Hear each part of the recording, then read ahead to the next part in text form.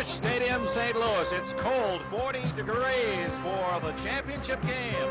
The Cardinals and the Brewers, and to share the excitement, 53,000 partisan St. Louis fans.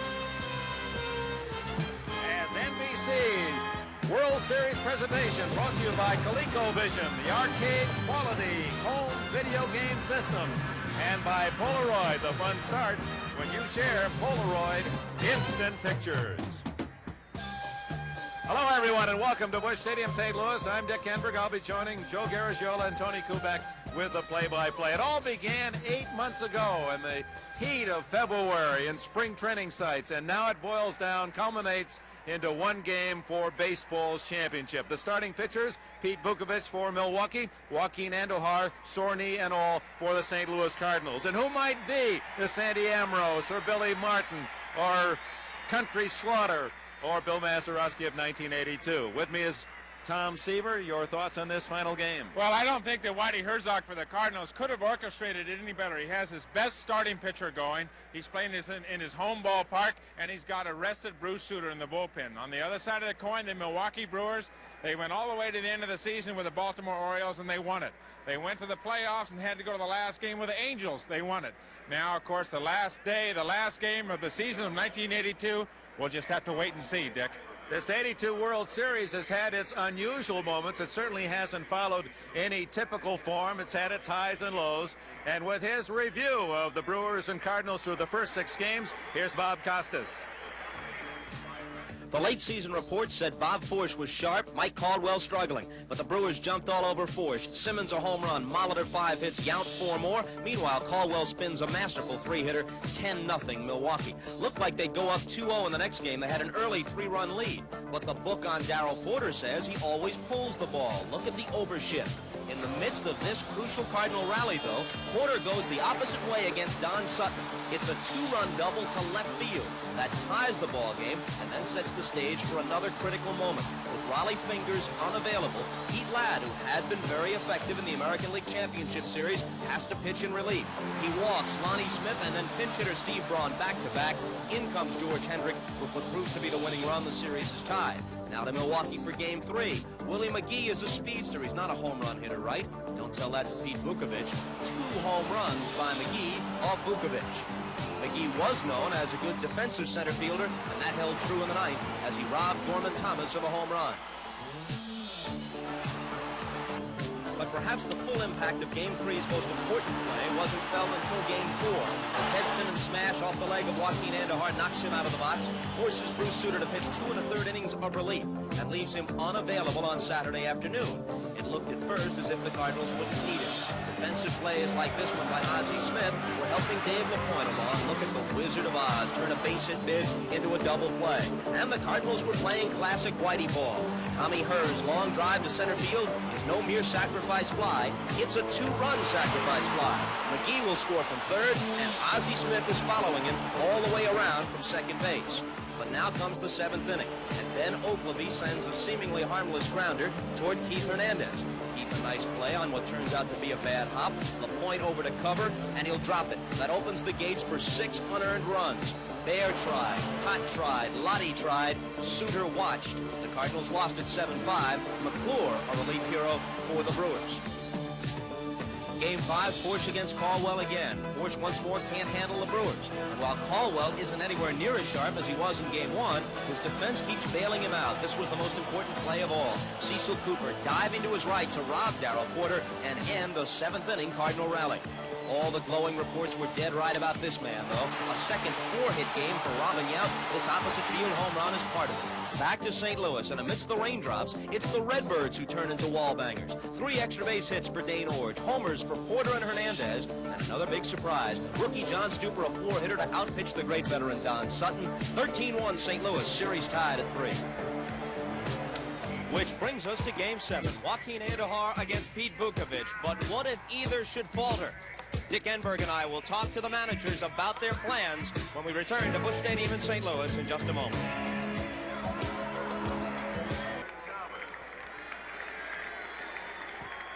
The conditions cold for Game 7. The temperatures could drop to in the mid-30s before games end. Well, many of you have been high in your praise of our montage of shots, over 650 of them in 1 minute and 40 seconds. A review of American and baseball history in this century. Once again, this baseball prelude.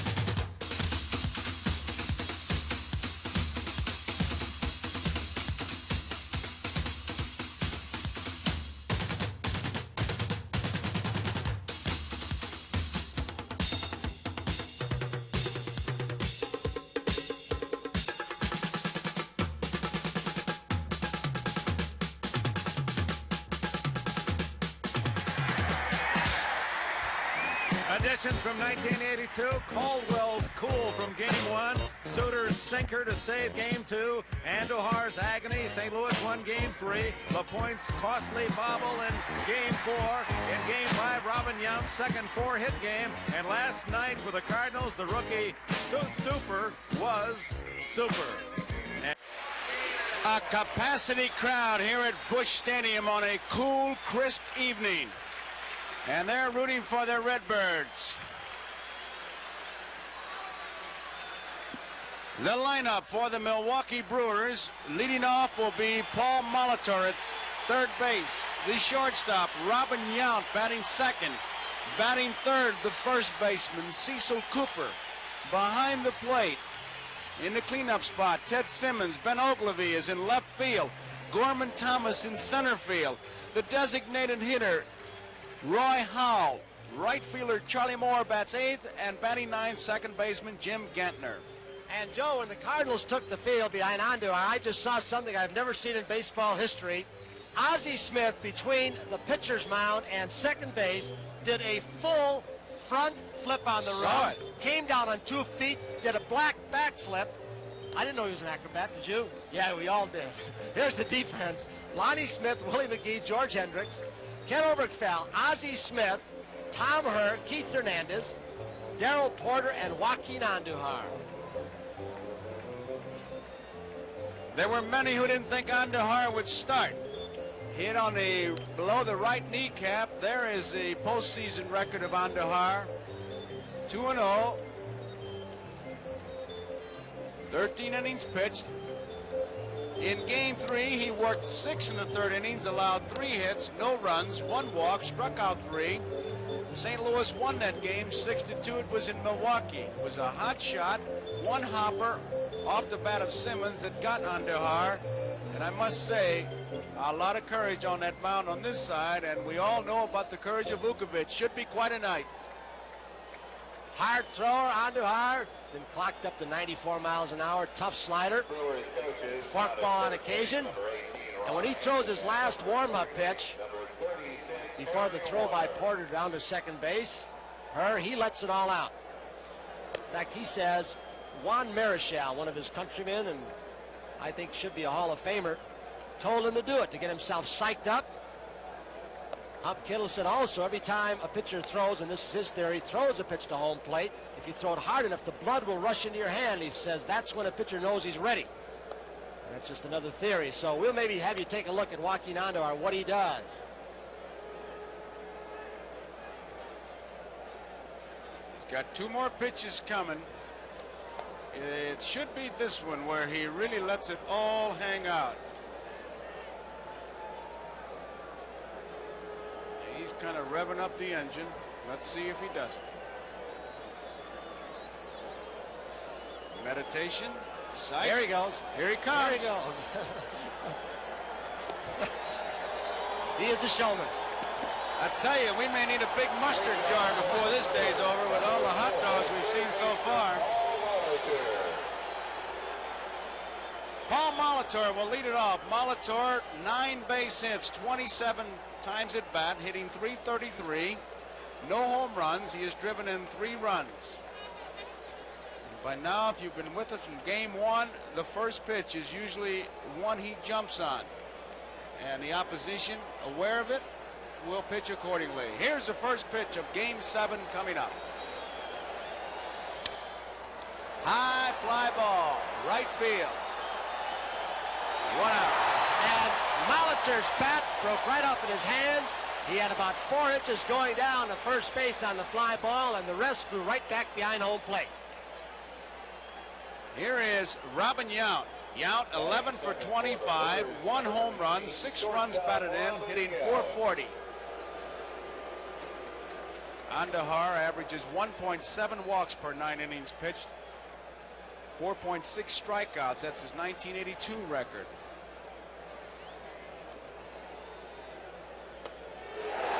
Strike one. A hard thrower who does not usually walk many, and that's what Hub Kittle was concerned about. He said, I'm not concerned about how hard he throws his slider or fastball. I'm concerned whether his control will be off if he feels a little pain in that leg. Outside, 1 ball and 1 strike. Robin Yount, the only shortstop in American League history to lead the league in both total bases, 367, and a slugging percentage of .578. He's a franchise.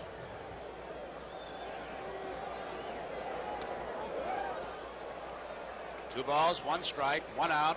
Game just underway. Top half of the first. Molitor hit the first pitch, a fly ball to right.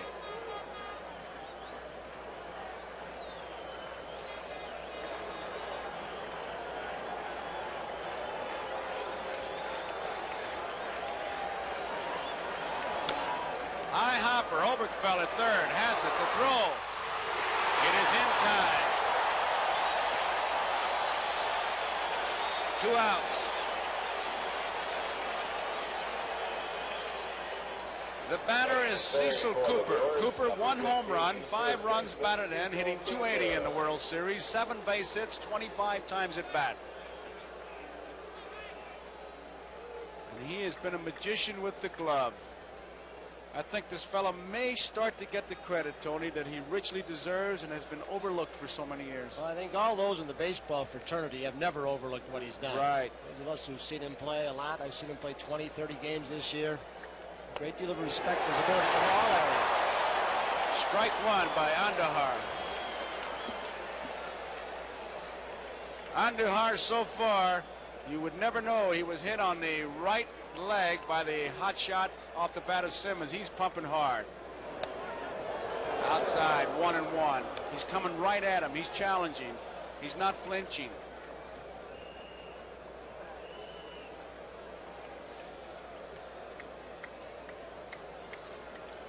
Determined Andahar. Oberkfell, deep at third, long throw. It is low. He gets him. Nice play by Hernandez at first base. 1-2-3 for Milwaukee. Top of the first. We go into the bottom half of the first. Milwaukee nothing. St. Louis coming to bat. Inning ending on a good play, Tony.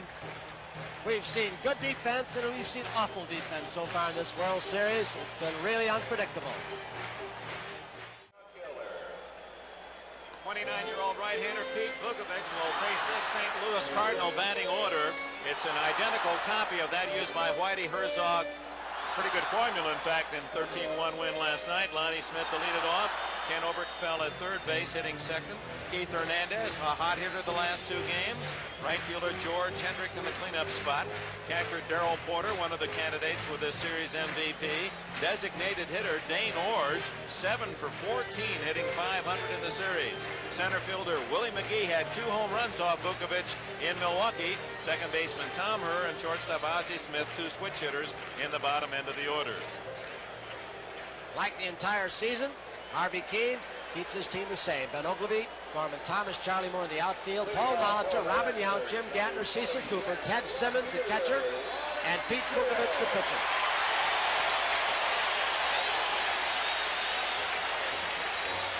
Pete Vukovic, who tied Larry Gore and Jeff Sahn for second with 18 wins. Lamar Hoyt won 19 games to lead in that department, faces Lonnie Smith. Fly ball, right field. Charlie Moore is there. Like Molitor, Lonnie Smith hit the first pitch to the right fielder. 1 up, 1 pitch, 1 out. And Joe, because of all the rain last night, the field is still a little bit squishy. Outfield especially, so balls will still scoot if they're hit on the ground or in the gaps. Ken Oberkfell is the batter. Oberkfell, no home runs, 1 run batted in. He's 7 for 21 in the World Series, a .333 average. Ball 1. Vukovic lost his last 5 decisions of the year.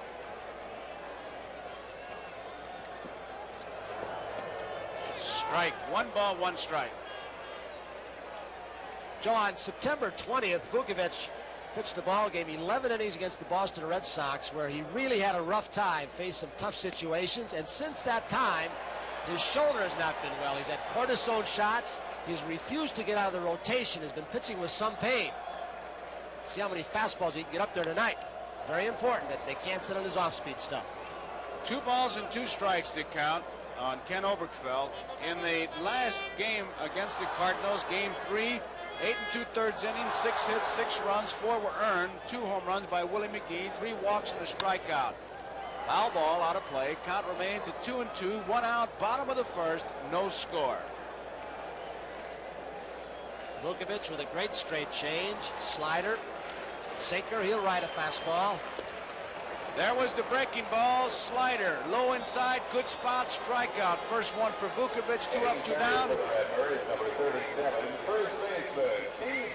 Pete Vukovic can keep the ball down in this area, he's one pitcher, he'll be tough. He's one pitcher, Joe, who likes to pitch from behind for some unknown reason. I guess probably because he can throw that changeup and breaking ball over any time he wants to when he's behind in the count. The only other pitcher I ever heard say that was Murray Dixon with the Cardinals. He says because when a hitter gets ahead of him, he's looking for a particular pitch, and I can fool him. Ball 1. And when you look at Murray Dixon's record, you'd have to believe him. Hernandez having his 29th birthday today. 1 ball and 1 strike. Behind the plate, Lee Wire. And we look at Vukovic.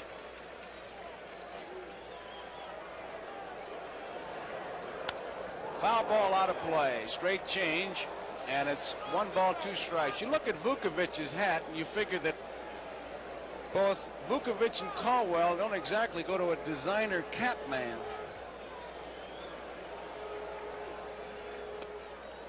Two balls and 2 strikes, but they don't pay you for how you look out there. As we look at George Hendrick, it's what you do with the baseball.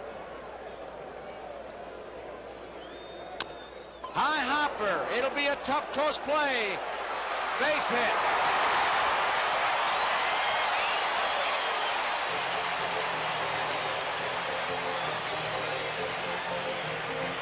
Vukovic has a pretty good sinker or something going tonight, because that ball just dropped off the table. Hernandez beats it into home plate. Gantner can't get it on the short hop, so the artificial surface comes into play very quickly in this ball game.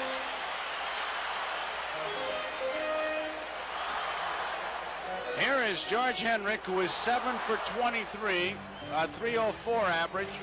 No home runs, 4 runs batted in. He's been hitting a lot of balls up the middle. Hernandez is back. The Cardinals know through their scouting reports that Vukovic, he will throw to bases first and second, but doesn't throw the ball hard there very often. You can see him staring Hernandez down right now. Hernandez stole 19 bases in 1982, was caught 11 times. He has a good lead. 1 foot on the artificial surface. That's the yardstick. High pop foul behind the plate. Simmons coming back, no play. Last pitch by Vukovic. I don't know if it was a sinker he got up or what happened, but it was registered on the radar gun at about 81 miles an hour. We had Andujar's slider at 85 in the first inning. Vukovic, a bear down kind of pitcher.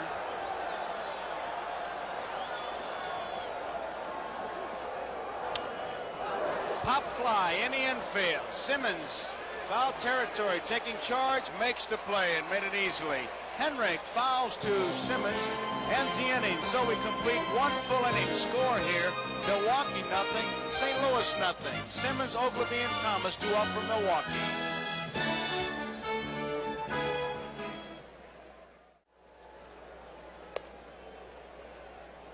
As we view our colleagues from Japan, hello to those around the world who are covering the World Series. It certainly is a World Series when you consider all of those, not only the radio, television, the writers, photographers that are communicating their stories back to all corners of this world. Top half of the second inning, and here is Ted Simmons to lead it off. Simmons with 2 home runs, 3 runs batted in. He's 4 for 19. That's a .211 batting average. And after those first 2 ball games with the home runs, the Cardinal pitchers almost refused to pitch to Ted Simmons on orders from Whitey Herzog. He said, "We are not going to let Simmons beat us." Left field, Lonnie Smith makes the play. Joe, I think they'll continue to do that throughout this game because Ogilvie and Thomas have not, well, they've got 1 extra base hit between them, Ogilvie and Thomas. 3 RBIs. Ogilvie does not yet have an RBI in this series. He's in the batter's box now, hitting .217, 5 for 23. If you're wondering how fast that last pitch was, 91 miles. So Andujar, who looks like he's throwing hard, we just checked with the radar, and anything over 90, obviously, he is at his best. You can also see down low in the strike zone how he can go with that 2-seam fastball and sink the ball, make it run away from left-handed hitters. Sometimes the left-handers, you go with a 4-seamer, come up and in.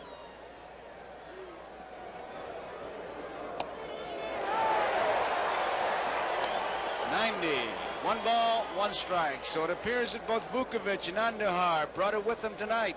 And that is 90 and what is considered to be the slower of the 2 guns most used.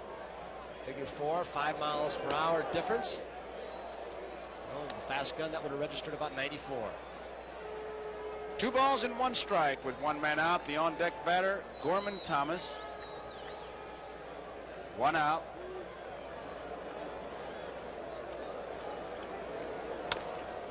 Oberkfell, big hop, in time, 2 up, 2 down. Andujar's retired the first 5 men he has faced. Joe, I'm always amazed when I see Andujar pitch a hard thrower that he walks so few, and I always think, well, of course, Tom Seaver right in our booth is a hard thrower who's walks innings pitch has always been very low. Like Robin Roberts, who threw hard, and you can go on back even further than that.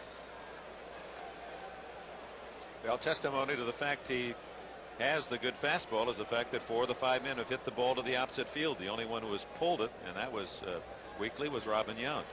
I'm waiting for somebody to try to bunt to see what happens.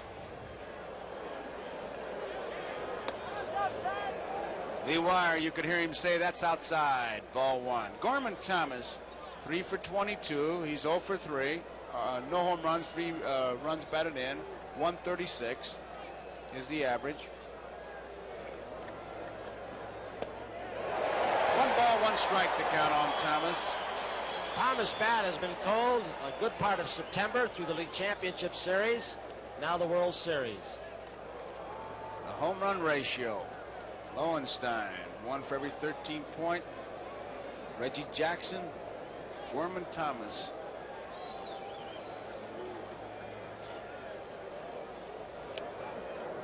Two balls and a strike, 2 outs, nobody on. Top of the second. Game 7. On deck batter, Roy Howell. He's the designated hitter. Cardinal DHs in this series because of Orange have done much better than the Brewers. 2 balls and 2 strikes.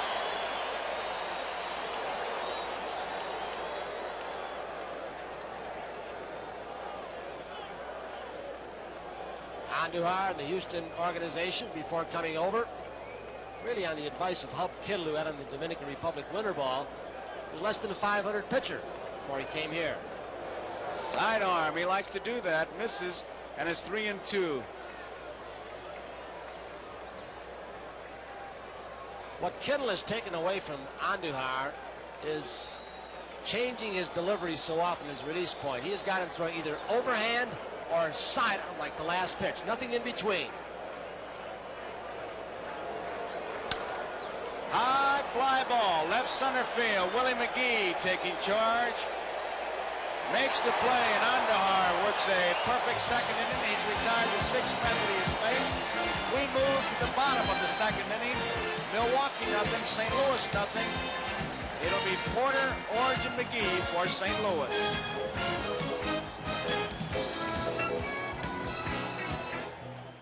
Background, Busch Stadium, St. Louis. And a reminder, Friday night lineup on NBC. Hope you'll start at 8 o'clock Eastern Time. Enjoy Matthew Starr, Knight Rider, and Remington Steele.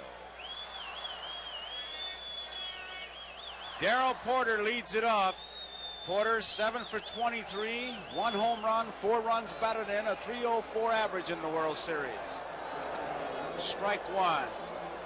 And the press box in the ballpark rocked with the news that Billy Martin was fired by the Oakland A's. Didn't get it, a slow curveball. Well, the next question you ask, will that remarriage be made in heaven one more time with Mr. Steinbrenner and Billy? Is that 3 times or 4? I lost track. I don't know if it made it in heaven. Might be made at Yankee Stadium. 2 strikes, the count on Darrell Porter. Came to the ballpark, it was a rumor, and it was verified by a Wire story. And the press box was really buzzing. Billy Martin. Out. And so is Darrell Porter. Fastball in the inside corner. 2 off-speed pitches and a blazer, and he's got 2 strikeouts. So Vukovich, as we said earlier, he brought it with him. Andujar has worked 2 perfect innings. And starting out like we're in for quite a night. And it appears from that last fastball that came back over the inside corner that Vukovic's arm is sound enough that he can throw enough fastballs to keep him honest. Here is Dane Orge, 7 for 14. Up the middle. Knocked down by Gantner. The throw is not in time.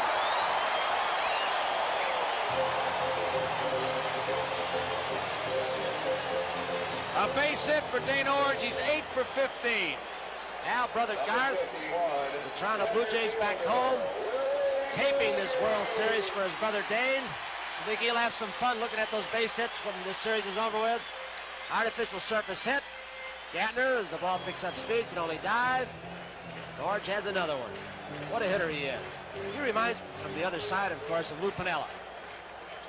Orge is on at first. Here is Willie McGee, 5 for 20. 2 home runs, both off Vukovich. Fastball is high, ball 1. Molitor at third base is in a couple steps, protecting against the bunt. McGee with just great speed. They play him straight away. There you see Molitor. Lead by Orge.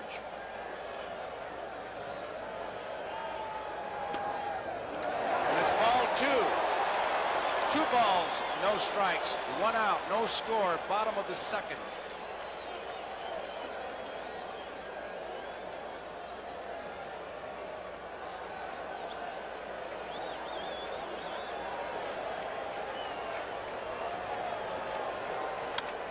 Straightaway center field. Gorman Thomas should have it. He does, and there are 2 outs. Joe, I think only a guy who has the feel for pitching that a Vukovich has can make the kinds of pitches when he's behind as often as he does. You look at his innings pitched to hits, more hits than innings pitched, 100 and some walks during the regular season thrown in. Pitches ball games with 5 and 6 walks, 10 or 12 hits, and he can pitch you a 1 or 2 run ball game. He makes the pitch when he has to.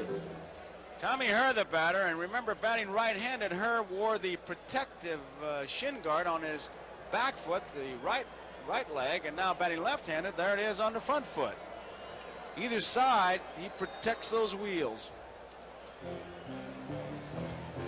This is a pretty good combination, and with 2 outs, you have to look for it, because even if Ord should be thrown out, Herr would lead off the inning, so they've got something going if they want to use it. Holding. Outside, ball 1. There's the protective shin guard that Tommy Herr wears. Batting left-handed there, and sneakers on the artificial surface. Infielders wear them all, but really, Lonnie Smith, he wears the cleats even on the turf. Good hitters kind of shy away from it because they like that footing in the batter's box. 1-0 pitch. Blocked nicely by Simmons. It's 2 balls and no strikes. Now Herr, as we look at the third base umpire, Davey Phillips.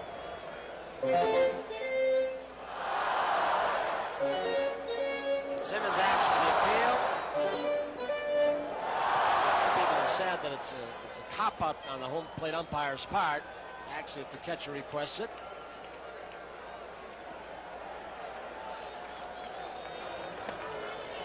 Two balls and 1 strike. Orange is not a base stealing threat, but more to break up the infield, if anything. Whitey Herzog has really done a job running these Cardinals. He's run them right into the 7th game of the World Series, and you can't operate any better than that. That's one of the ways that Whitey Herzog tailored this ball club as general manager. He said when he came over, he didn't see anybody going first to third. Couldn't score from second base on a legitimate base hit. Went for speed as he did when he was with Kansas City. He went around that time, says Lee Wire. 2 balls and 2 strikes to count. Vukovich has struck out 2. Both hits by the Cardinals, infield hits. Hernandez beat one out to Gantner, and Orange hit one to the right of Gantner, who came up with the ball but couldn't make the play. No score.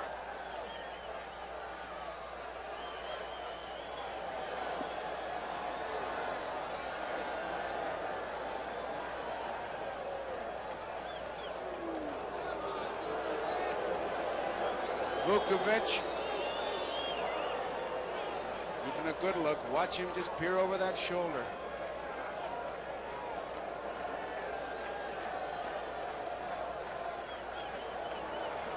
Outside, 3-2. Brother, when he looks over there, you don't want to run before you see the whites of their eyes. You can see him with Vukovich with that shot. See what Pete does in this count.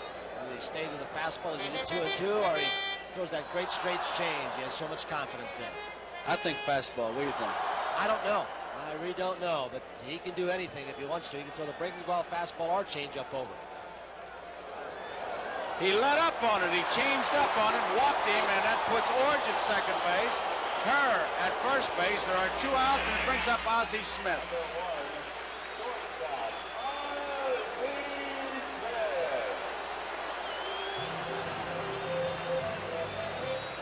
Vukovich now wants time to talk to his catcher, Ted Simmons, or is he going to get a new ball? I've never really seen a pitcher walk all the way down to the catcher. Usually the catcher meets him halfway or goes out. Pete does all kinds of things to psych the opposition. He's also showing that he's in control not only of himself but of the game. A catcher can merely suggest a pitch. The pitcher is the guy who has to make the final decision. You can question it all you want, like 3-2. You say, why would he throw a change? Because he felt like throwing a change, and that's good enough for most managers. Ozzie Smith, the batter. 2 outs, base runners at first and second, no score. Low, and it's ball 1. Dane Orange at second base. Tommy Herr is on at first base. Well, Vukovich right in form. He usually pitches himself in a lot of trouble and right back out.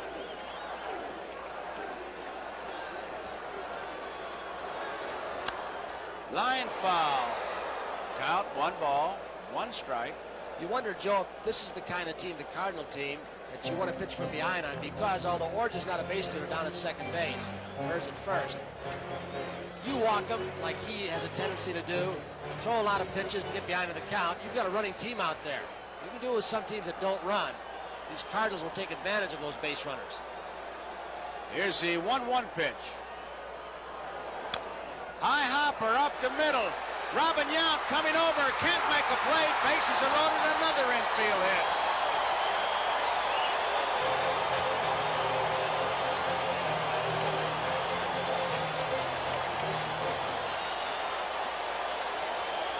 So we've seen a couple of artificial surface hits in this ball game already. There's another one. Yount comes across, takes a glance. At third base, really, in case the runner, Orge, had made a wide turn, he would have gone that way. Watch him look over. See what the runner at third is doing.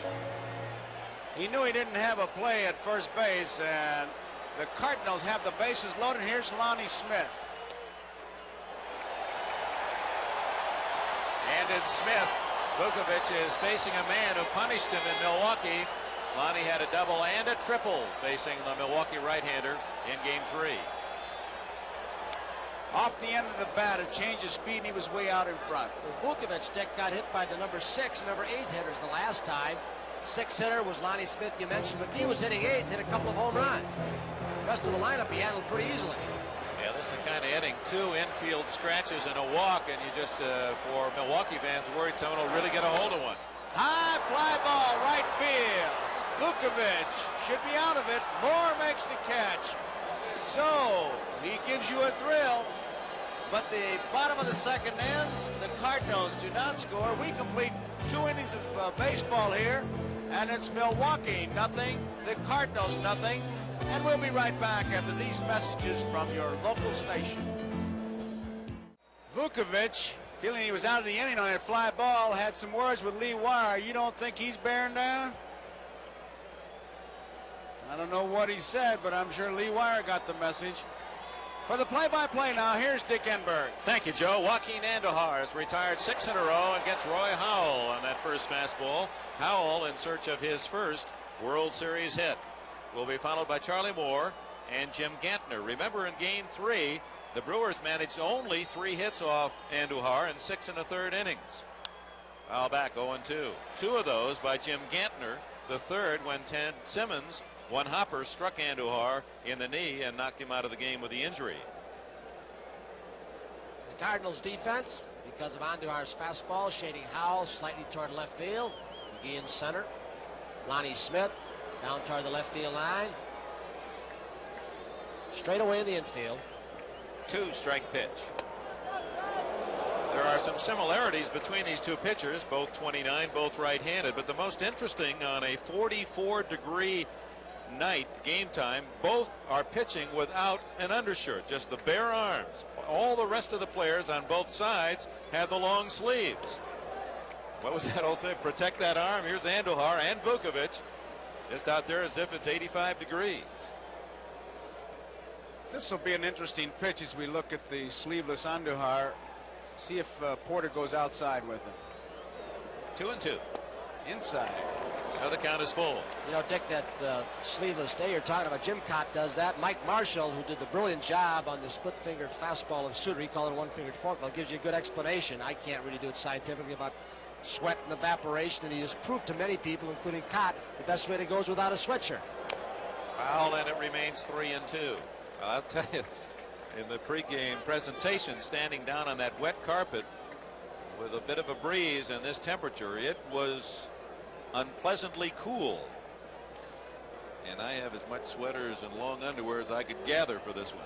Difference is you got a tape machine. When we make a mistake, we can do it again. He can't, so he's a little juiced up. He's ready. Foul, watch out. That one ricocheting through some cold hands and now stinging fingers behind the Milwaukee dugout. Harvey Keene. Is it his year, taking over for Buck Rogers at midseason, or will it be Whitey Herzog's team that gets the World Series championship ring? 3-2.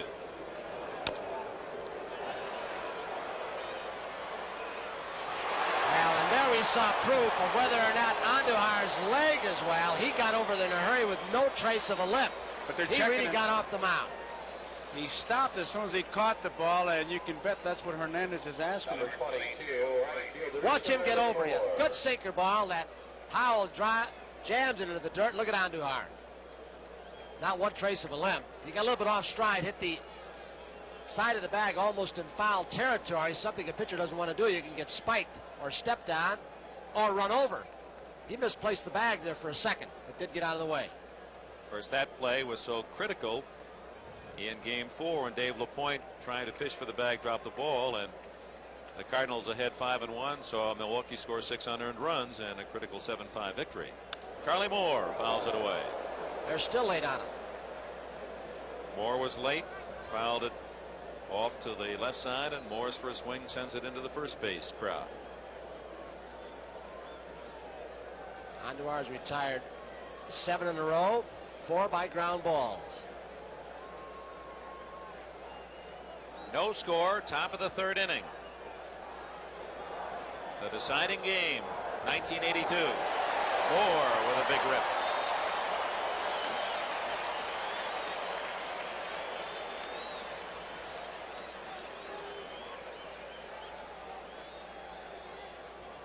That ball really ran in on him, just tied Charlie Moore up. Not only does he throw hard Andujar, but you can see the movement on his ball, especially from this center field camera.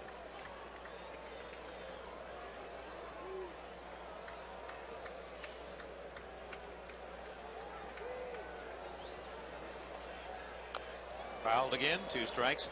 Moore, one of those unsung players in this series. He's played superbly. An average of .348. He has 8 hits, 3 of them doubles. Flawless right field play. Excellent throw last night that could well have nailed a run at the plate. Made that diving catch in Milwaukee that stands out with Willie McGee's as the best defensive gems by an outfielder in this series. So it's been a good October for Charlie Moore. Up the middle. Herr gets him on a close call. And if you remember Game 1, that's the adjustment that the middle infielders have made. Both Ozzie Smith and Tommy Herr, out of respect to some of the speed they didn't think these Brewers had. Charlie Moore won. They've moved in 4 or 5 steps. Game 1, that was probably a base hit.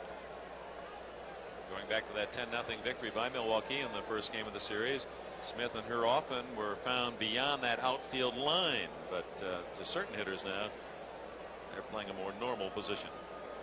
Gantner was the one man who could solve Andujar in his first game in Milwaukee. He was 2 for 2. He too has had a good series, hitting .333. Outfield, infield, straight away. Out of play, off to the left.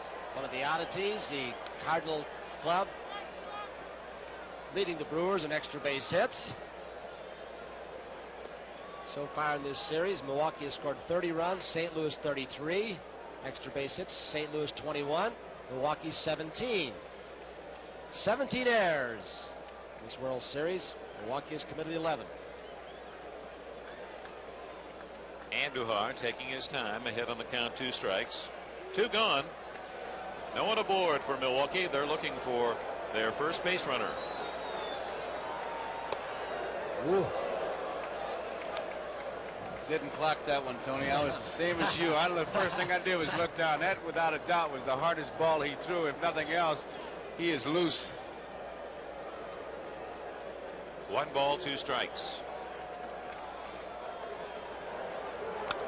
Again fouled back into the upper deck.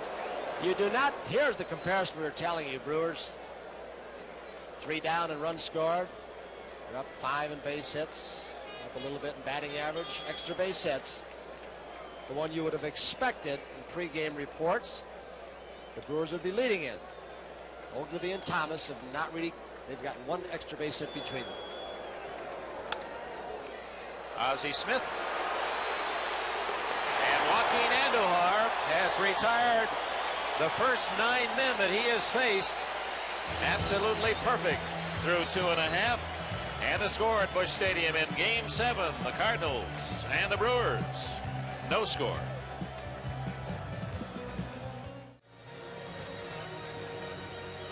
That shot from the Illinois side of the Mississippi through the yards into Busch Stadium. There are only 4 Goodyear blimps in the world, 3 in the United States, 1 in Rome, Italy. This one, the Goodyear Blimp America from Houston, Texas. Our pilot captain, Tim Townley Wren from Escanaba, Michigan. Our cameraman, George Simpson. Technician, Harvey Shea. Down below, it's the bottom of the 3rd, no score. Vukovic working to Ken Oberkfell. Cooper with the short hop and the easy play. 1 away. Tom Seaver. Dick, a couple of things that you and Tony have touched on about the psychology of the pitchers, how they will try to intimidate the hitters. The thing about Joaquin Andahar, as you have pointed out, they cannot get the bat out in front of the hitting zone on his fastball. On the other side of the coin, Pete Vukovic warmed up in the bullpen with long sleeves on. He knows Andahar does not pitch with sleeves. Came in, took the sleeves off, and went out bare arm. Now it's 44 degrees. What's the chill factor? I mean, that's intimidation of the opposing pitcher. Actually, they say the chill factor is 30 degrees, and the temperature itself will be in the 30s before game's end. That's really cut it fine when you have to intimidate a guy by the way you dress. Of course, Vukovic, we mentioned earlier, hardly the Beau Brummel of the baseball world. In fact, where you see some of the dressed for the 7th game of the World Series, some of the players are tailored so perfectly, their uniform. And Pete, he kind of dresses as if he wants to go to sleep right after the game, he doesn't have to put on his jammies. He's wearing them. Nice and loose. For the first time, hitters ask for the baseball. A sinker that Vukovic threw to Hernandez. 2 balls, no strikes to Hernandez. Infield hit, first trip. Back into the mezzanine. 2 balls and a strike. Hernandez hitless in the first 4 games, but has 7 hits since. 2-run homer last night. His first 15 outs he made, he hit a lot of ground balls. He's adjusted, perhaps with a weight shift or position of the hands. His father, former professional ball player, is hitting instructor. 3-1. He went around. No, says Dave Phillips on the appeal. That's the 2nd walk allowed by Vukovic. You saw the graphic earlier. Vukovic leads the Brewers in walks. Slider. Show you what the poor hitters cannot do, but the good hitters can. Right at the last, when they're going after a pitch, the hand strength to just stop that bat. Right fielder George Hendrick, he fouled to the catcher Simmons his first at bat. 1 out, no score. They've been keeping the ball outside, and Hendrick, with that hole between first and second, has been hitting the right field and up the middle. So he's been going from center field over. There you see the gap. He can plug it. See if Herzog starts him. Look at him. Drives him off the plate, 2-0. And that's a good pitch by Vukovic, because he's as much as telling him, hey, I know what you're trying to do, and I'm going to keep you from it. And he comes inside, and he hasn't seen that many pitches inside, and he just made a question mark out of it. Joe, I'm not so sure it's that good a pitch when you go 2-0 on the cleanup hitter. I don't think he wanted to make it a ball, Tony, but he got it inside is what I'm saying. He wasn't going to stay outside. He's letting him know that I know what you're trying to do. He was certainly trying for a strike. You never try to throw a ball unless you're way ahead of the hitter. That's a good example of a hitter looking outside, almost got hit himself with the pitch. It wasn't that far inside, but he was leaning out over the plate. Strike, and it's 2-1. Little breaking ball sent the slider into the strike zone. That made that slider a little more effective, even though he went ball 1 on that second pitch. Now let's see if Chuck Hiller, the third base coach, relays a sign to Hernandez. 1 out, 2-1. To get him moving. Manager's delight, 2 balls and a strike. And Vukovic thinking along those lines, sends Hernandez back. Continues to just lob the ball over, and the Cardinals know it. As a member of this ball club,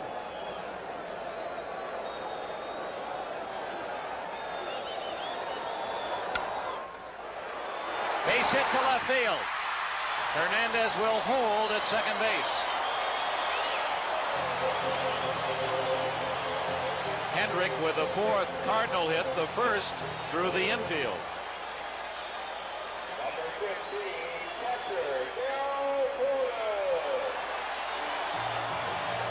Darrell Porter took a 3rd strike his first at bat. Does it surprise you at all that in such cold conditions, and this the final game, that both managers, any sign of trouble, wouldn't get someone warmed up just in case? As an example now, Vukovic pitched out of a bases loaded jam in the last inning. He has 2 men on, 1 out in this inning. High drive to right. Charlie Moore is back to make the catch. Both runners tag. Here's the throw. And Hendrick also advances into second as Hernandez goes to third as Porter flirted with a 3-run homer. Well, we're in the Cardinals ballpark, the big ballpark, where this is a home run in a lot of other places. You can see once you get it away from those foul lines, it does not carry. Although one of the reasons why the Cardinals were last in the major leagues in home runs. 2 out, 2 on, and in scoring position for Dane Orge, and he has been the Cardinals' hottest hitter and also has been the most successful with men on base, 400 in scoring those runners. 2 away, full windup for Vukovic. All Orge has done in game 4, he started, had a double his last at bat. Last night, his next start, a double, triple, double, and a lined out to left, and then he had a single to open tonight. Out of play. And Vukovic has stranded 4 Cardinals to the first couple of innings. He's got a couple more looking at him in second and third. This is typical pattern for the 29-year-old from Clarion State of Pennsylvania. How long can you flirt with that, though? That's true. The Cardinal Ball Club, whose bats have been on the roll the last 2 ball games.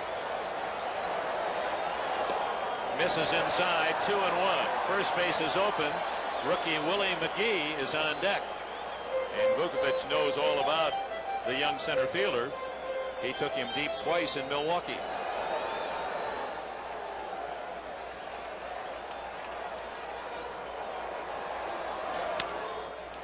Gantner to Cooper, and Vukovic wiggles off the hook in the third. No runs, a hit, and 2 men left. 6 stranded by the Cardinals in the first 3 innings. We go to the top of the 4th inning at Busch Stadium, St. Louis. Paul Molitor, Robin Yount, and Cecil Cooper. The first 3 in the batting order. No score.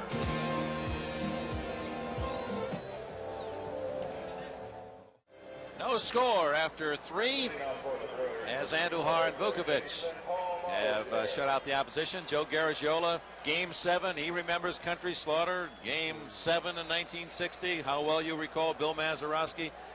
Who might the star be tonight? Your guess is as good as Yeah, ours. but there How's may that be- for going out on a limb? That's right. I like you when you take a strong stance. Joaquin Andujar has a 3-inning foot up on a starring role. He's been absolutely perfect, has not struck out a man. Only 2 men have reached the outfield. Molitor up now, he flied to right, and Simmons, who flied to left. The rest, oh, text that Gorman Thomas also hit a ball to center field. The other 6 ground outs. 0-2. That's a tough slider that he throws also. He throws it about as hard, exactly the same motion as his fastball, and it is so difficult for the hitter to determine. Now when you finally do, it's too late, as hard as he throws it. 2-strike delivery. Right side and a base hit. And a base stealer on board for the Brewers.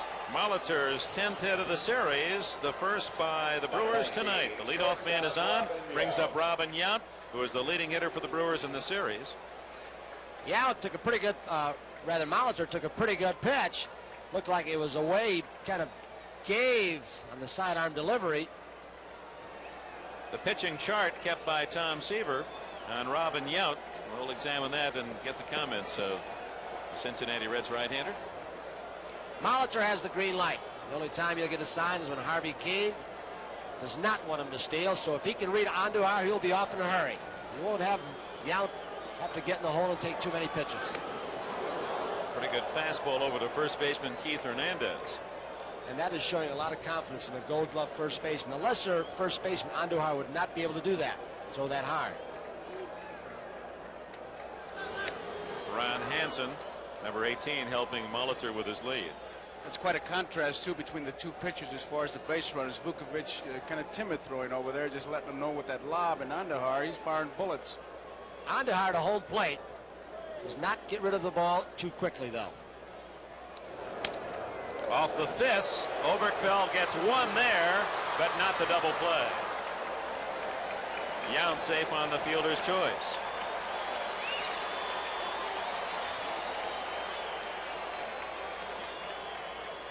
A little bit surprised that Robin didn't let Paulie have a little more time. Paul Molitor. Tough hop for Oberkfell playing in.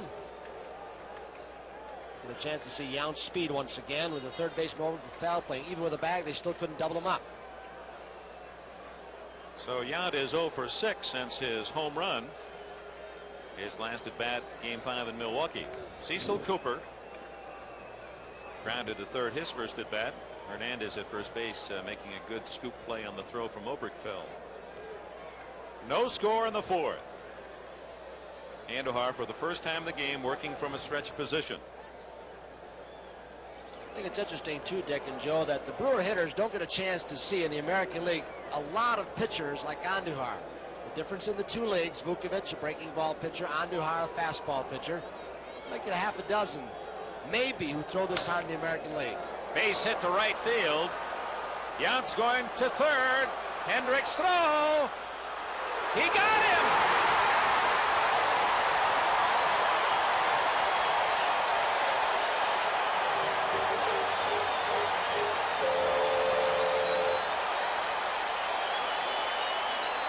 Just an outstanding play by George Hendricks. Underrated, unspoken. Charges the ball. Almost grabbed it by four seams. Ozzie Smith with the decoy. I'm surprised they didn't argue a little bit more. I don't know if the third baseman Oberkfell blocked him off. He just crushed him right in the side of the head with his right knee. Kept him off the bag when the ball came across Robin's body. Outstanding play by Hendricks. And the play was made because Yount, going from first to second, had to wait to make sure the ball didn't hit him. That lost step was the difference between out and safe at third base. Hendrick with a perfect throw. So 2 out, and Ted Simmons the batter. He flied to left his first time up. A couple of home runs in the series, both solo shots, and both of them here. Popped up. Darrell Porter. And the inning is over. No runs, 2 hits, 1 left as Robin Yount, trying to go from first to third on a single by Cooper, is gunned down by George Hendrick. That's the biggest play thus far in this Game 7. And we go to the bottom of the 4th inning. The Cardinals and the Brewers, no score. Watch Robin Yount as he rounds second base. Here's where he makes a big loop, much like as if he was going to score. You think going into the bag he would have been straighter. And Joe, another thing, there's one time where sliding head first actually hurt him. Had he gone in feet first, he probably would have upended Oberkfell and maybe just slid right through him. And no matter which way, Hendricks made an outstanding play. And it's charged it and made an accurate throw. It's a good example of Hendrick always saying, don't judge me by the way I look, judge me by the job I do, and he does the job. Big play as Milwaukee denied in the top of the 4th. Willie McGee leads off the last half of the 4th inning. He flied to left center field his first time up. George Hendrick, the silent man for the Cardinals with the press, but certainly not in the clubhouse, where he's perhaps the most popular player on this ball club. McGee has a base hit.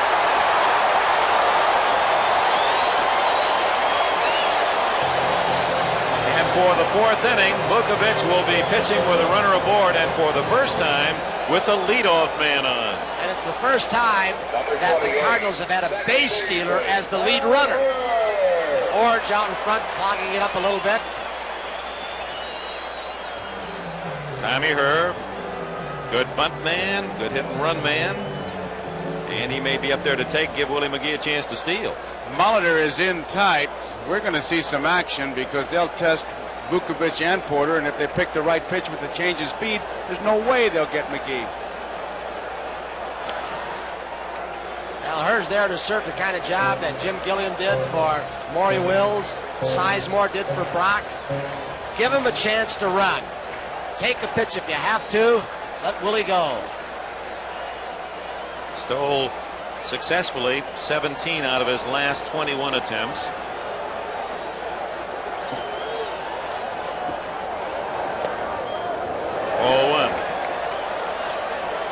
Well, that's not a bad play by her. He may not be sacrificing, he may just be taking, but by squaring around, he brings the infield in. And if McGee indeed is stealing, he gives a little something for everyone to look at. Except the catcher, when you square around like that, it's tough to see the base runner, and it blocks your vision if the bat is high enough. McGee bluff going, and it's 2-0. You know, there's really no sense sacrificing with a McGee there unless it's late in the ball game, because he can steal second base for you without giving up an out by the sacrifice. So Herr is there to protect. Did you see that infield, the way it really jumped around there? Gantner He really was breaks covering. up the infield. Gantner was the man who was covering, but everybody moved. No one out. McGee at first base with his lead. Hit to right field. Moore has to play it on a hop. McGee on to third.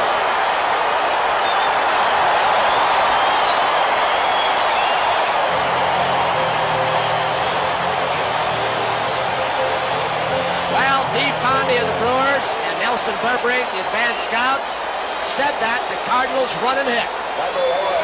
They don't take a casual lead off and then expect the guy to hit behind him. They try and steal the base, although McGee that time wasn't too sure because he didn't have a good job. Hiller is trying to say, come on over. It's bouncing in front. McGee finally senses it and comes over. And had Moore caught the ball, McGee was too far gone. That would have been a double play, but it is a base hit, first and third, and Milwaukee's bullpen busy for the first time. Well, Harvey Keene thus far in this World Series, Dick, has managed like he did a 162 ball game. There's that Vukovich stand where they've scored run, Haas and Sutton, but he's got somebody up early this game. Ozzie Smith, an infield hit his first time up as he chopped one over the mound. And one of the things the Milwaukee defense has to look for here is a possible squeeze bunt that could get a run home and move the other man to second base to place him in scoring position. Smith handles the bat well. And Herr can steal.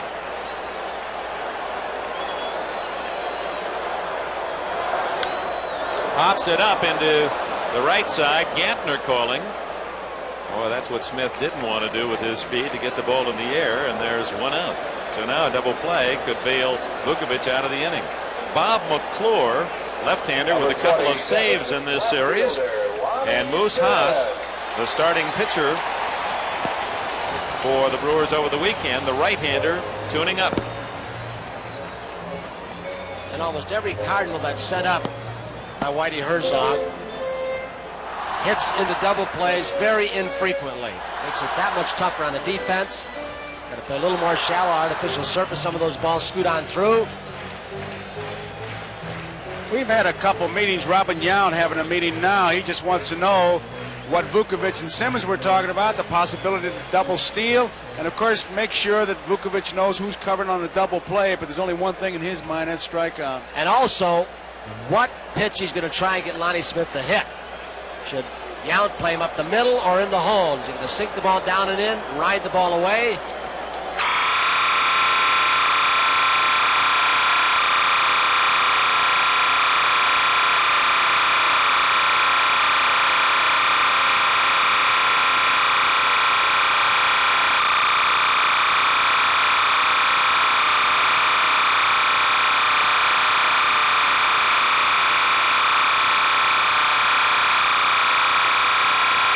Third.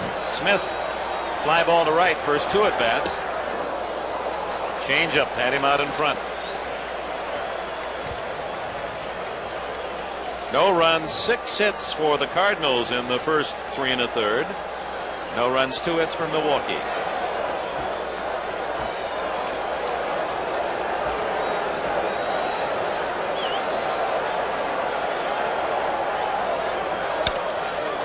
Molitor can't get it. Yount will have to eat it. The run scores. 1-0 St. Louis.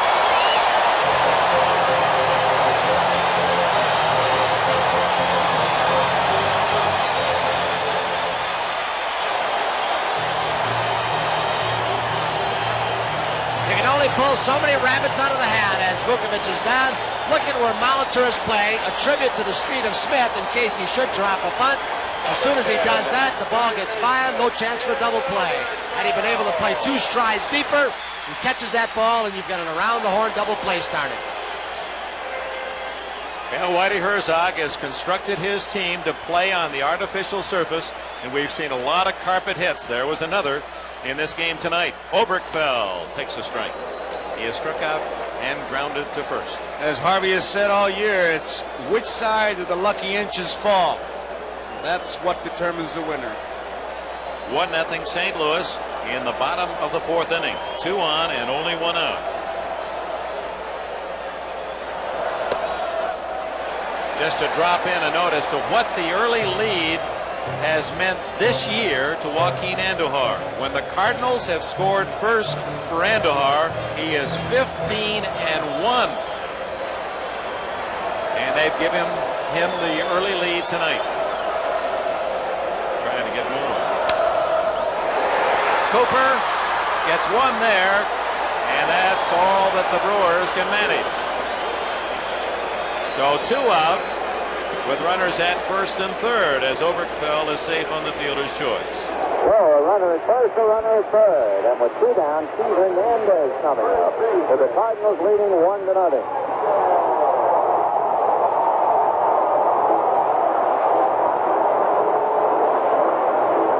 Hernandez, an infield single and a walk. So the Cardinals have 7 hits, 2 walks, and 1 run. Well, to me, they have 2 hits because they hit 2 line drives and they've had 5 bounces on this concrete.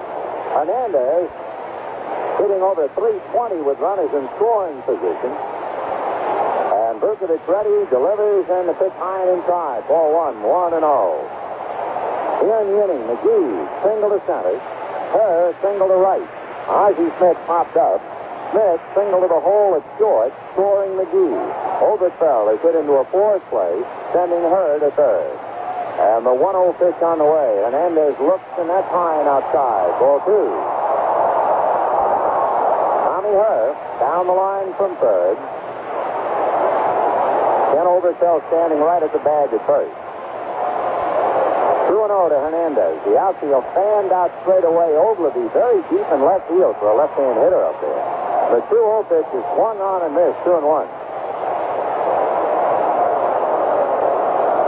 Ogilvie is as deep in left field for Hernandez as he would play George Hendricks. 2-1. Again, Vukovic out of his stretch. Looks at the running. And the 2-1 pitch to Keith is high. Ball 3. I would say you could say that Benji could scrape a little paint off his. I don't know what he's doing out there. I can't believe he's playing that deep the opposite field. Ken Ogilvie is somewhere near Hannibal, Missouri.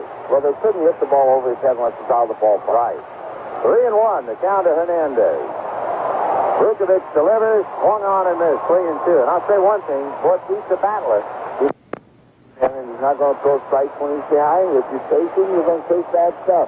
Cecil Cooper gives the one wrist over the other side to Vukovic. I'm coming off the bag at first. So 3-2. Oberkfell will be going. Tommy Herr down the line from third, and Vukovic ready, but Hernandez isn't. On deck, George Hendricks. Moose Haas and left-handed Bob McClure in the Milwaukee bullpen. Vukovic fighting for his life in this game, and the 3-2 pitch. Pete delivers, swung on and missed. Took a little off it, and Hernandez strikes out. What a pitch. Well, he took the Phillips for 3 innings now, Ben. 1 run, 3 hits. 8 men now left on by the Cardinals. At the end of 4, Cardinals 1, Milwaukee nothing. Here action just moments ago at Caesars. That's Harvey Keene's bar, just a couple of Gorman Thomas home runs away from County Stadium. Little tension there as well. A 1-0 St. Louis lead as the Cardinals have given Joaquin Andujar a run to lean on. And again, that statistic, Andujar, who was 15-10 on the year, was 15-1 when the Cardinals scored first. He'll be facing Ogilvie, Thomas, and Howell in the 5th inning. Ogilvy, fairly quiet series, only 5 hits and no RBIs. That's marked there, of course, including the American League playoff series as well. And the explosion from these Brewers bats that people have talked about and we've seen so much of. Look out. That one's hit well, deep to right. If it's fair, it's gone, and we have a tie game.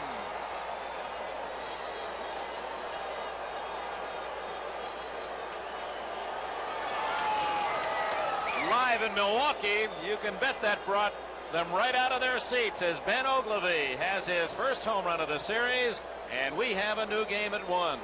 As expected here in St. Louis, it's like they sprayed the ballpark with ether. And in Milwaukee, they're dancing in the streets, and that's the way it should be. The 7th game of the World Series, and these two clubs still battling. We've got a tie. What a contrast. There's Milwaukee. And what has been fun about this series, these are two highly partisan cities. You get New York and Los Angeles, and you'll get some people rooting for the other side no matter what the other side is, but not in these two cities. You don't dare yell cheers for Milwaukee in this town, nor do you want to wear a red hat in Milwaukee. People here were sitting like they were handcuffed. 1-1 as Andujar faces Gorman Thomas, and he hits it high, just missed it. It's deep to left. Smith. Oh, that wind playing tricks with it. That had some hearts in some throats here at Busch Stadium. They haven't had a whole lot of good swings at Joaquin Andujar. They've been behind him, but they seem to be catching up. This pitch is a slider that is about belt high inside. Did not get down like Andujar usually likes to throw it. When he gets that downward action along with the inward action, that one just stayed right there, and he really hit it hard. Last 2 balls, very few that have been pulled. Howell to Oberkfell. Good play. Stayed with it. 2 out.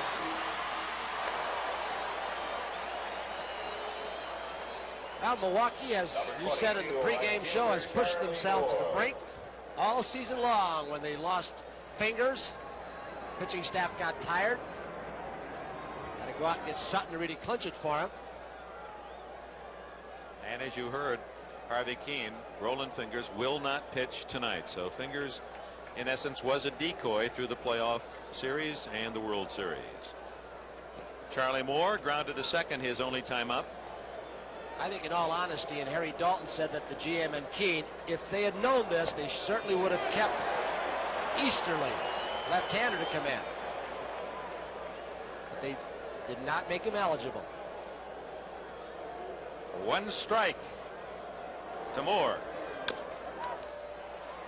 Herr has to hurry. Gets him. And the inning is over. But Ben Ogilvy's long home run to right has tied the game. And at the halfway mark in this one, 4.5 innings in the book, the Milwaukee Brewers won, the St. Louis Cardinals won.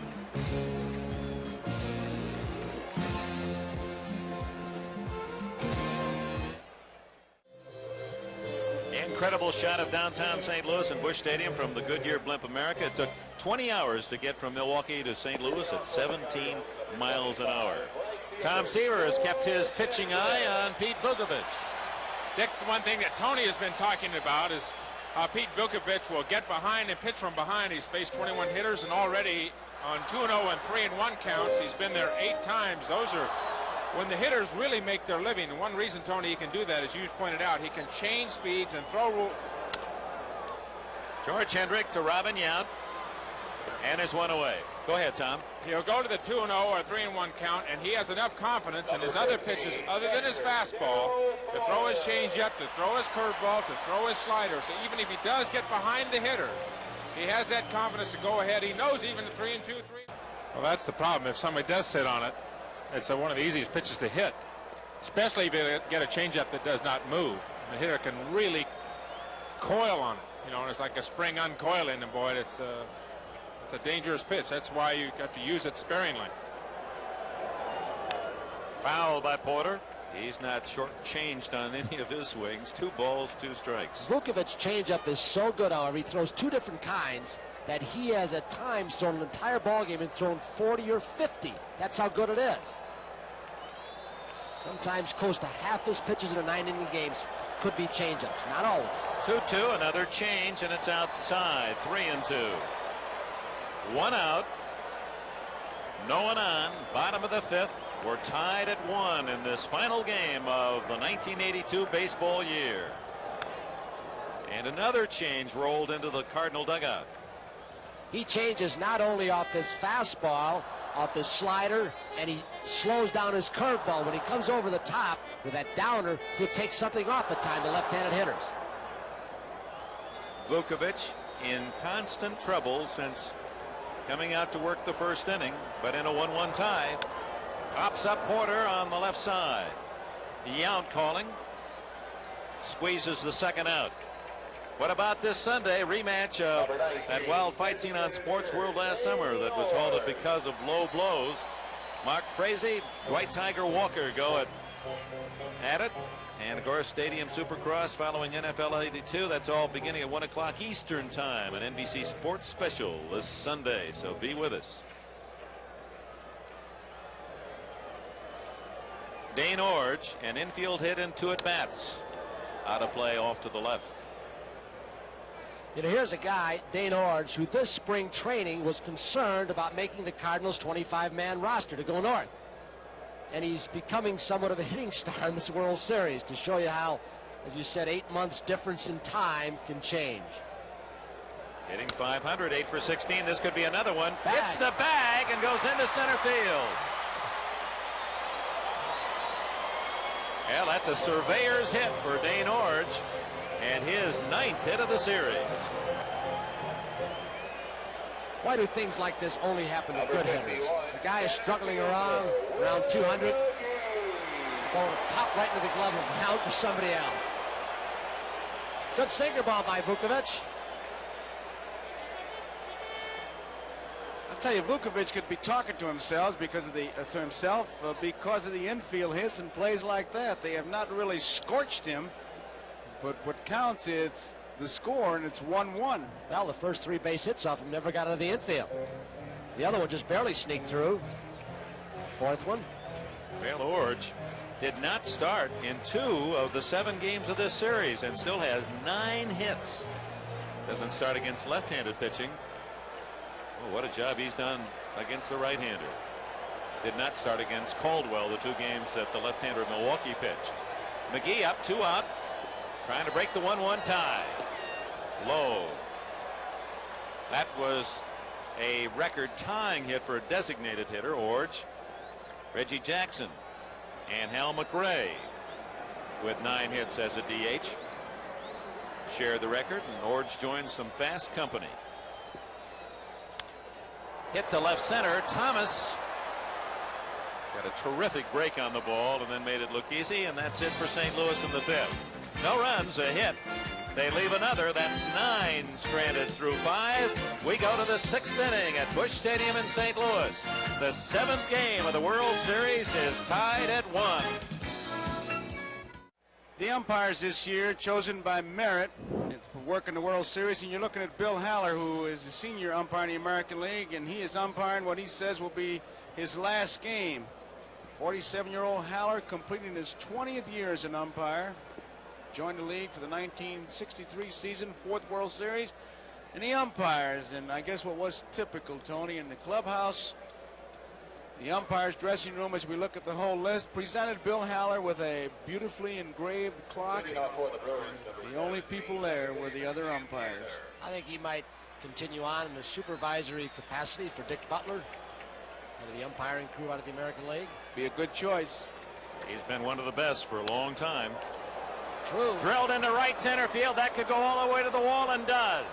Gantner looking at a possible triple, but settles for 2. And the Brewers had the leadoff man on to open the 6th inning as Gantner, who hit Andujar 2 for 2 the first time they met, has a double in the 6th. Give you an idea of the difference in pitches made. Andujar, that was his 50th pitch. Vukovich has already thrown 70, 20 more. And the extra base hits on the part of some of these Brewers coming from the unlikely spots. Gantner's 4th double of this series. Charlie Moore has 3. Yount is 3. Of course, he gets extra base hits all year long. Molitor, whose single was through the right side, and that's where he'll be trying to aim one now to advance that runner. He may push a bunt too. He does that a lot in this situation. Good call. That's what he had indicated. Takes the strike on the outside corner. Got to be careful of with Hernandez fielding at first base the way he charges and throwing from the left side. He can come up with that ball. If you don't get a good jump off second base, he can gun you out because Oberkfell was not even charging. Doug Bear is going to start throwing in the bullpen for St. Louis, the first activity we've had in the Cardinal pen. Good looking bunt. Andujar. He's safe. The ball gets away. The run scores. Molitor will hold at second base. The Cardinals try to play having confidence that Andujar would be able to cover half of the diamond from the pitcher's rubber to the third base line, and that Hernandez, the great fielder, would cover it from the first base line to the pitcher's mound. So they had just two charging. Andujar, that is a ball that Oberkfell did not come in on time. Andujar steals it away from off balance, and there it goes. E1. Look at how far he is. Oberkfell trying to hold third. Glances off the hip or the back. Goes down to the bullpen. It's ruled an infield hit for Molitor, and then advancing each man a base on Andujar's throwing error. And the Milwaukee Brewers lead for the first time in Game 7, 2-1. No one out and a runner at second as Molitor just exchanges places with Gantner. And Robin Yount, the batter. High chopper, that'll get the job done. No one covering first base, and Yount is safe. Robin Yount beats it out. Showing the kind of player that Yount is, a man who had so many total bases, not trying for a base hit. Look at how he just hits inside out, chops the ball into the ground, giving himself up. And Andujar, who had to roam to the third base line, just froze and didn't get over to cover. He might have been still thinking about that throwing error, and that's his play. Did not break at all toward first base. And everything going right for the Brewers here in the top of the sixth. They'd lead 2-1 and have runners at first and third and no one out. Can't help it. Once again, those lucky inches, the way they fall, one way or the other, it determines it. And for the first time, we saw Andujar thinking about that shot that Simmons hit off his leg. Can he move as we look at the bullpen? Cott is the left-hander, Bear is the right-hander. And Andujar moved to first base to cover well earlier in the game, and a little mental lapse that time that could really hurt him. Here's Molitor when he bunted down, and Andujar threw off balance. Andujar had an awful lot on this throw to show you the strength of his arm when he was falling away from the first base bag. It went into the bullpen. Brewers, chance for a big inning with nobody out. Cecil Cooper 1 for 2 off Andujar. Yount at first, Molitor at third. Two good base runners, and Molitor with much better than average speed. Outfield deep straight away. 2-1 Milwaukee, top of the sixth. Going. Yount goes, hit to deep left. Back goes Smith. Molitor tagging. He'll score. Yount played it halfway, now returns to first base. It's 3-1 Brewers. So Harvey Keene trying to stay out of a double play, create a hole, because Cooper can't hit the ball so well the opposite way. He had Ozzie Smith covering from the shortstop spot, Dick. He got it in the air. He was trying to shoot it through the shortstop hole.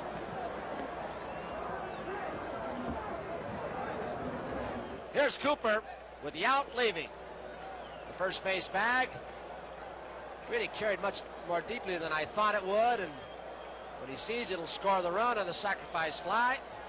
What you saw. Interesting shot. Remember in the playoff series, he was making a different gesture. Get down on that line drive single. That was the game-winning hit against the Angels in Game 5.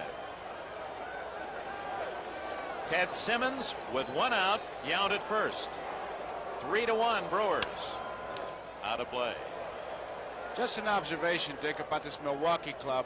Tony, I think they think play. Molitor was thinking any way to get him over. Cooper, any way to get him in.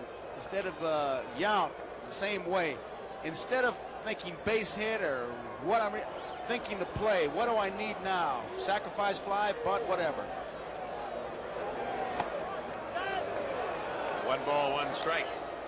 Joe, I don't think there's any question that for a team that is considered to be a team of sluggers and big inning ball club, that they are very fundamentally sound. Defensively, they've played shabbily at times, but they've also played brilliantly, and they have shown you in this inning how to move base runners. Ooh, almost threw that away as Yount head first dive.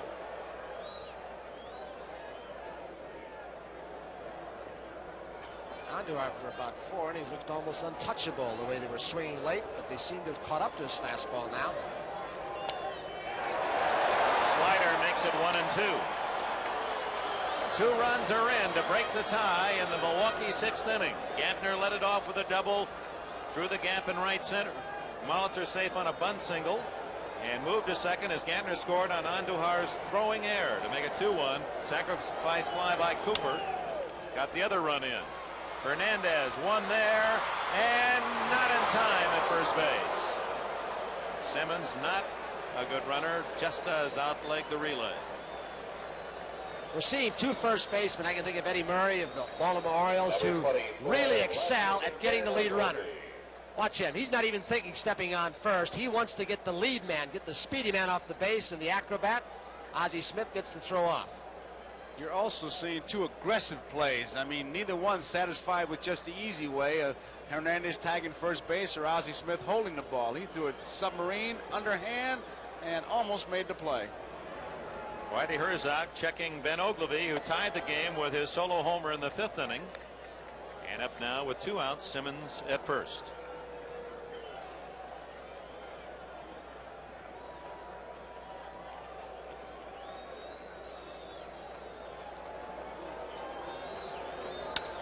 Up the middle. Great stop by her, and he gets the out.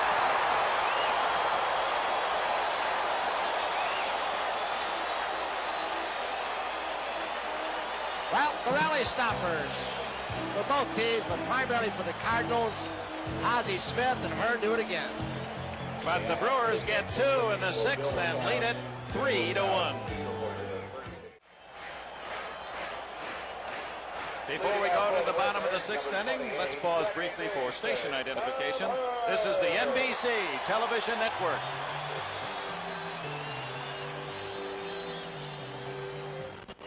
Current temperature 43 degrees. We're in the bottom of the 6th inning of the final game of this 82 World Series. The Brewers have broken the tie with 2 in the top half of the inning.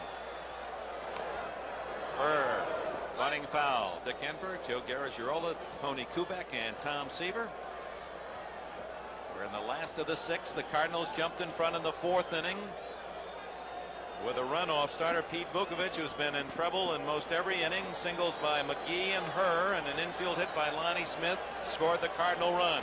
Ben Ogilvy's homer tied it in the 5th, and then 2 runs in the 6th inning to go ahead 3-1. He was hollering, "Watch the line, watch the line." 1-1. If you're a batter, Tony, you have to look for an off-speed pitch if he hollers that, but then you can't really believe that fella, can you? Yeah. Herr, a walk and a hit. 2-1 the count. Well, he started off ahead very quickly. He's now thrown 2 in a row. The Cardinals have stranded 9 base runners. Vukovich pitching like he has over the last couple of years, the best record in the American League. Get behind and somehow get him out. 2-1. On the corner with another change, 2-2. And a reminder, Vukovich has a whole pitching staff support, including 2-game winner in this series, Mike Caldwell, if Harvey Kuehn should elect to use him in relief. He's ready. Nub to the left side, Molitor to Cooper. 1 away. Number 1, shortstop, Ozzie Smith.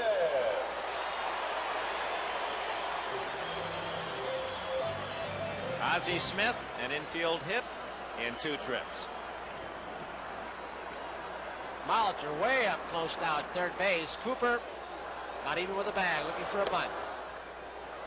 Ozzie Smith may try and slap the ball by him, something that Chuck Hiller, the third base coach, has really worked on with him. Chopped down on the turf, coming off the San Diego dirt and grass. 1-1.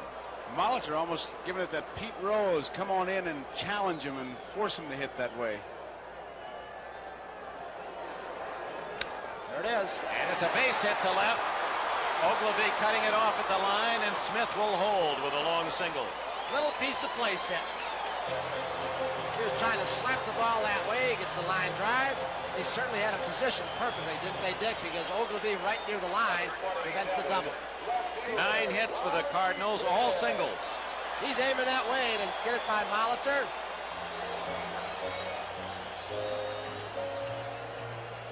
Ogilvie guarding the line, prevents it from becoming a double, and Bob McClure begins to throw in the bullpen along with Moose Haas. Tying runners at the plate. Lonnie Smith ripped fair.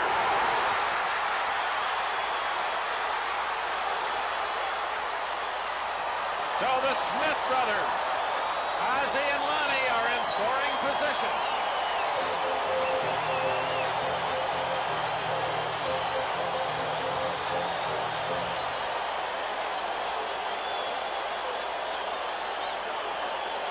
Number 10, third baseman, Oberklau. 10 hits now for St. Louis. That's twice in this ball game that Lonnie Smith, with his speed, Molitor having to come in. He chopped one to the left of Molitor the last time up. This time he hits it harder, but still gets by to the right. Now Vukovic is in trouble once again. I admire a guy like Vukovic who keeps getting in trouble and is able, to this point, to be able to pitch out of it somehow. One of those guys looks around, sees a couple of men on base, and turns to the plate and says, "I got you right where I want you." Yeah. For how long? I tell you, it's been the old story. He really, it's almost like he looks around and figures he's pitching with 2 infields, and now look at him to show his coolness. He's just changing shoes. He has always got something going. He's one of the pitchers who wears 2 different shoes from 2 different companies. He may have the same company shoes on this time, but all these little psychological ploys to just kind of stop the action of the game and make himself the center of attention. Look at him. He is something. Here comes Harvey Keene, but here's a guy, 53,000 people in the ballpark, millions watching, and he comes up with a bad shoemaker. Got dirt in both shoes. How do you do that? Looking for his lucky quarter. Harvey Keene coming out to talk with Vukovic. We may see a pitching change. He will come up with something almost every game you see him pitch, Pete Vukovic. Anything for the little bit of an edge. Left-handed hitter Oberklau is the man up, with Ozzie at third, the tying run Lonnie at second, and McClure will come in to pitch to Oberklau. Hernandez due next, another left-handed hitter. So the southpaw is the choice. A break in the action. Game 7 in St. Louis. The Brewers lead by 2. The Cardinals threatening to tie.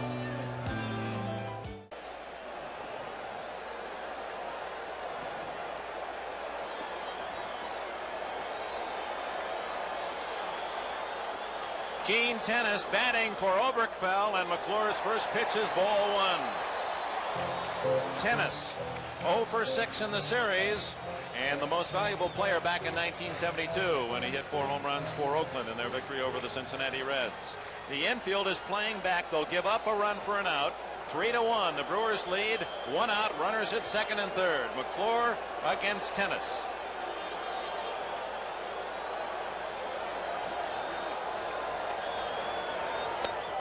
Ball 2. McClure appearing in his 5th game of this series. Lost game 2. His run being the one when the man who relieved him walked in the winning run, Ladd. And he has 2 saves in the game, saving games 4 and 5. In that ball game, McClure lost his former high school teammate Hernandez with a walk. That led to trouble. Tennis 2-0. Chance to tie it with 1 swing. Takes a curveball strike. 2-1. Single would tie it with Lonnie at third and Ozzie at second.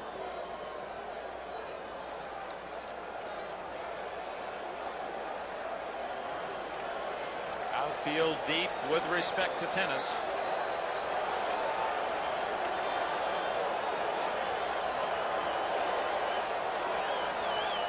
Ball 3.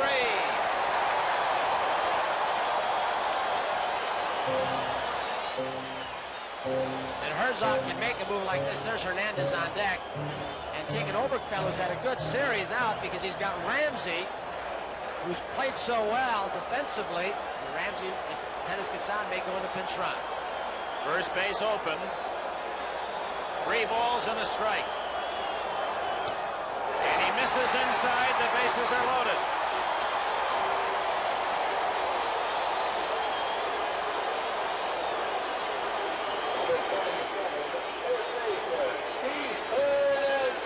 Mike Ramsey will run for tennis and undoubtedly stay in the game.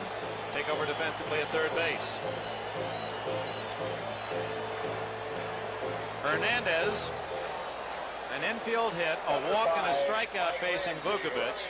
Ramsey now carrying the potential go-ahead run. 1 out, force at every base. The Brewer infield looking for the double play. And Hernandez, with 6 hits in the last 3 games, trying to get St. Louis even.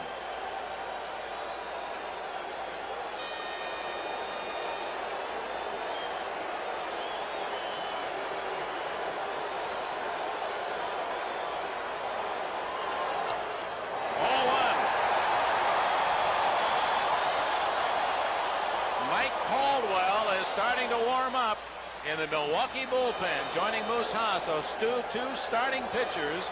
Haas, who started game 4. Caldwell, who has 2 starts and 2 wins in this World Series, getting ready. 1-0. Big curveball. 1-1.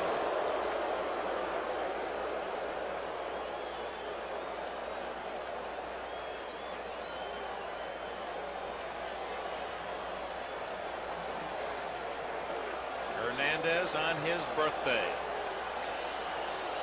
All the candles are lit for him. Bases full. Lonnie Smith, Ozzie at third, Lonnie at second, Ramsey at first, the pinch runner. 1 out. Outside, it's 2-1.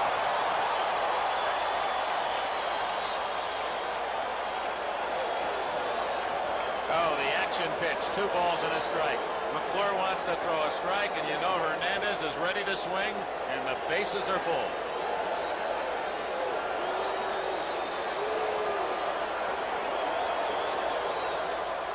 Ball 3.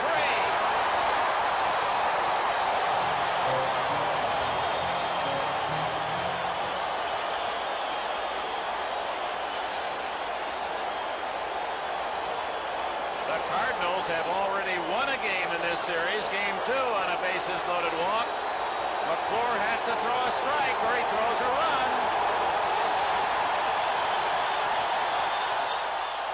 Hit to right center. Base hit. The game is tied.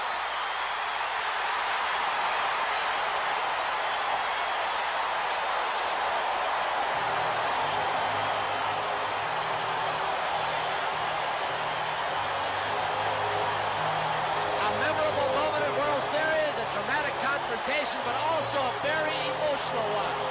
2 former high school teammates, McClure and Hernandez, facing each other. 2 RBIs by Hernandez. All on his birthday. Ramsey making it to third, Hernandez at first. It's even at 3. And George Hendrick, who led the National League with 14 sacrifice flies, is the batter.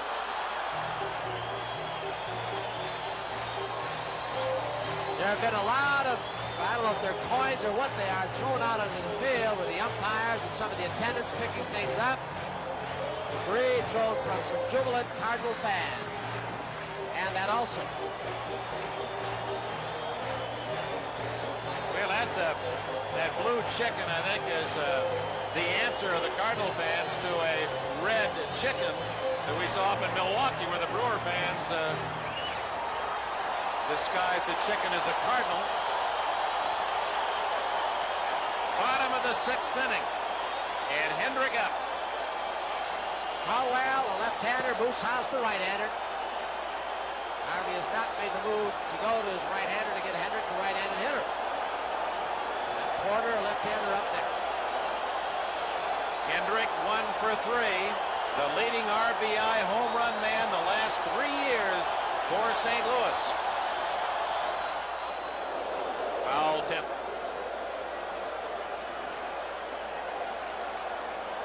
Ramsey, tiebreaker at third. Hernandez with a 2-run single at first. Middle of the dime in the Brewer infield looking for a double play. And if they get the third or first, if they don't feel they can get the double play, they'll come home and get Ramsey. You surprised that Harvey Keene has not gone to a right-hander? Yes, somewhat.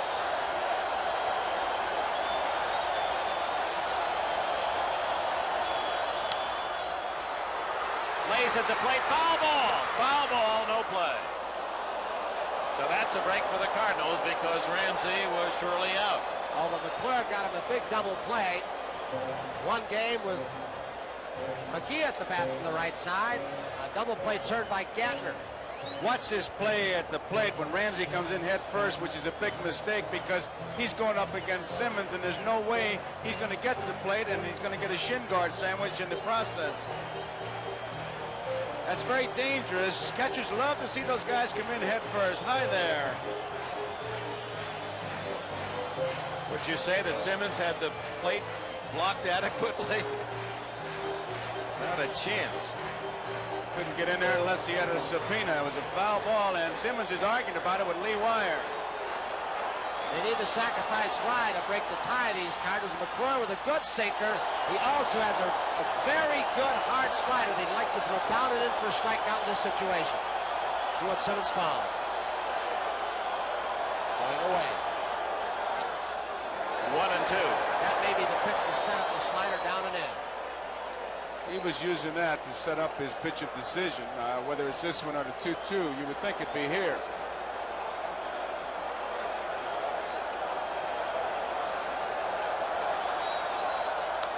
Foul past the Milwaukee dugout. It's McClure's game now.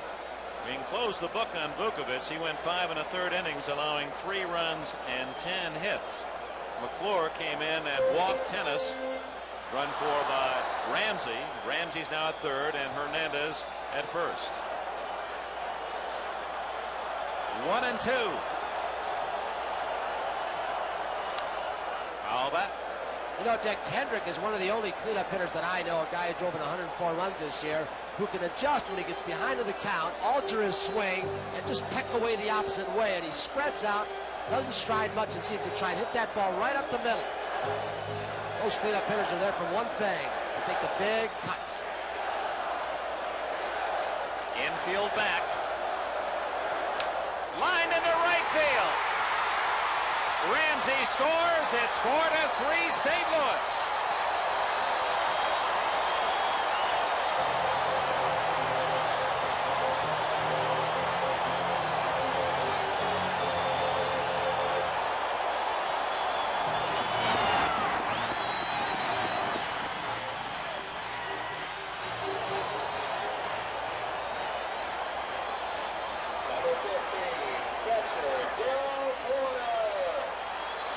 George Hendrick has done it both ways so far tonight.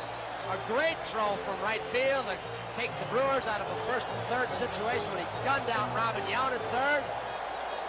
And now a base hit when he's behind in the count to drive home a tie-breaking run. Still only one out. Tom Seaver.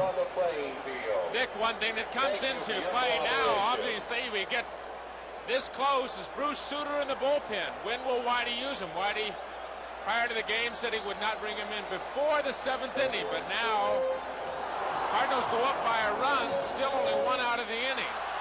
And a healthy Bruce Sutter, the guy that has been probably the most effective, most important player on this entire team, the Cardinal team, rested and ready in the bullpen. Darrell Porter, 0 for 3 tonight. David Green is in the on-deck circle. Dane Orge, the designated hitter. And with a left-hander out there, Green would hit against McClure, but This may be McClure's last man.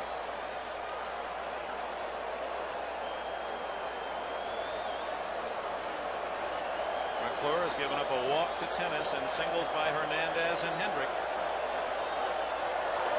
Breaking ball in there. 1-1. Hernandez at second with a 2-run single. Hendrick at first with an RBI single that has given St. Louis a 4-3 lead.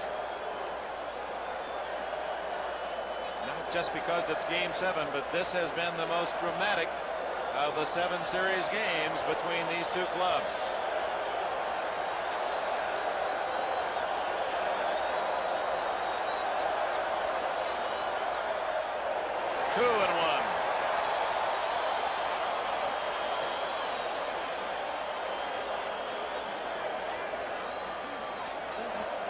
One of the questions, if this stands up in the post-game conference to Harvey, is did you consider going to a right-hander to get Hendrick and then coming in with a left-hander Caldwell?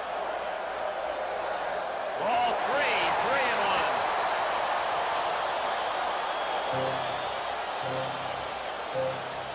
Caldwell and Haas are both ready if needed, as Harvey Keene checking his batting list and available players, not only his own but those of Whitey Herzog's. Last of the 6th, the Cardinals have scored 3 to move ahead 4-3. Only 1 out.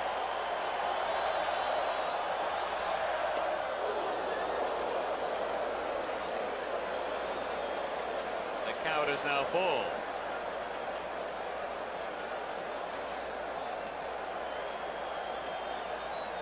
Directly over Busch Stadium, shot from the blimp. The geometry of baseball. 2 on, 1 out, 3-2 the count. The Cardinals, to the delight of this Busch Stadium crowd, have regained the lead.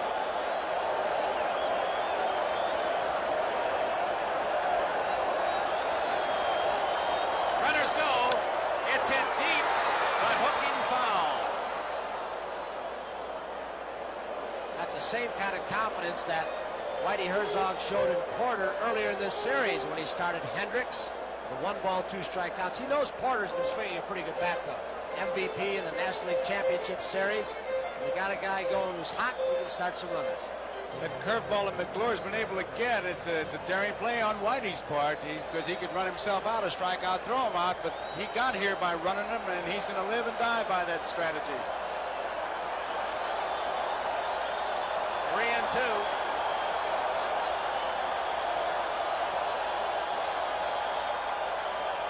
Runners did not go, and Yount wasn't covering, and McClure just flipped the ball off the shortstop. He didn't have to throw it at all. Going to second base that way, he could have just held it. Robin Yount starts breaking over. That ball's rolling out in the outfield.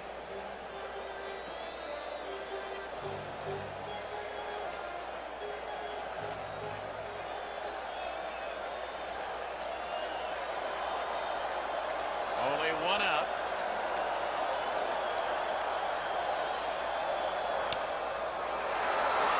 Gander gets 1 there. Yount to first, not in time. The inning is still alive. Hendrick erased on the 4-6 play at second. Hernandez moving on to third. Not hit very hard, and Porter from the left side surprisingly had an excellent jump out of the batter's box. Hitting for designated hitter Dane Orge, number 22, David Green. Here comes Harvey Keene. As soon as David Green was introduced as the pinch hitter for Dane Orge, Keene made his move up the steps and undoubtedly going to bring in Moose Haas, the right-hander, to pitch to the right-handed hitting Green. Runners at first and third, 2 out in this 6th inning. With 1 out, Ozzie Smith single to left. Lonnie Smith double down the left field line. Exit Vukovic, enter McClure. A walk to the pinch hitter Tennis, then a 2-run single by Hernandez to tie it. Hendrick giving them the lead. St. Louis the lead with his single. And now Moose Haas in relief. We break for this action. Moose Haas, the starter in game 4 for Milwaukee, did not figure in the decision The second relief pitcher used by Keene here in the 6th inning. Tom Siebert. Dick, as I go back over the pitching chart and you look at what might be the turning point, the key factor in the inning so far for the Cardinals, Keith Hernandez up against the left-hander McClure.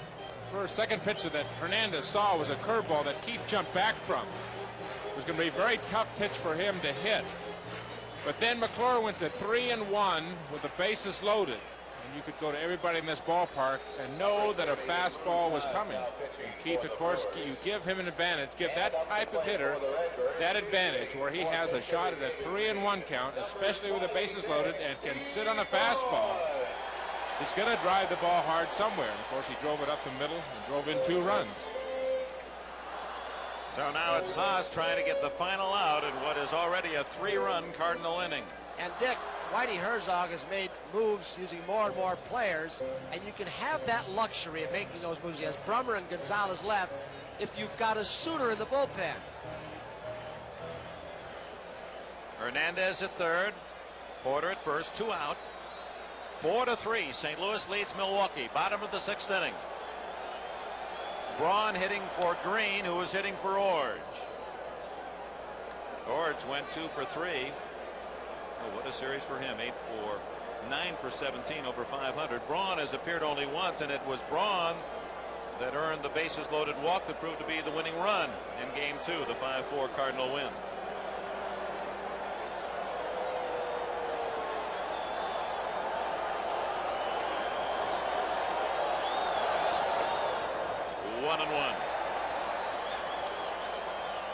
Haas, the man who pitched so brilliantly against the California Angels, went into the 6th inning pitching no-hit baseball, League Championship Series. Good fastball, tough slider when he's on the top, and a split-fingered forkball like Suter.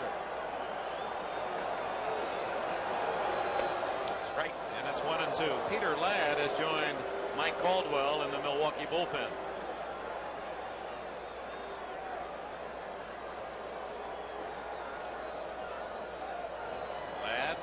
Short reliever, the right-hander. Caldwell, the starter, with 2 series wins. Milwaukee bench has just moved the second baseman Gantner closer towards the line, trying to protect that hole. 1 ball, 2 strikes.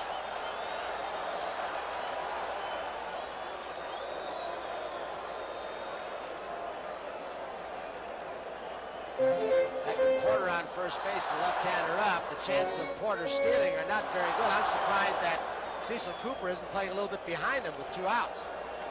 Take a little bit more of that gap away.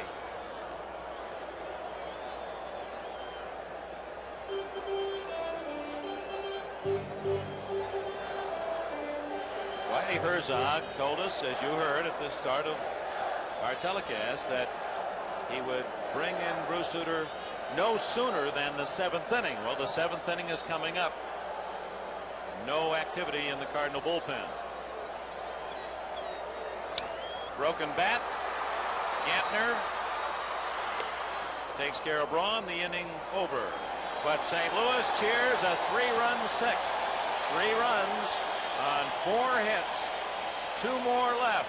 And after 6, it's the Cardinals 4, the Brewers 3, and we'll be right back after these messages from your local station. After 6, the Cardinals 4 runs and 12 hits, 3 runs, 6 hits for Milwaukee. Whitey Herzog has his ace, Bruce Suter, nearby.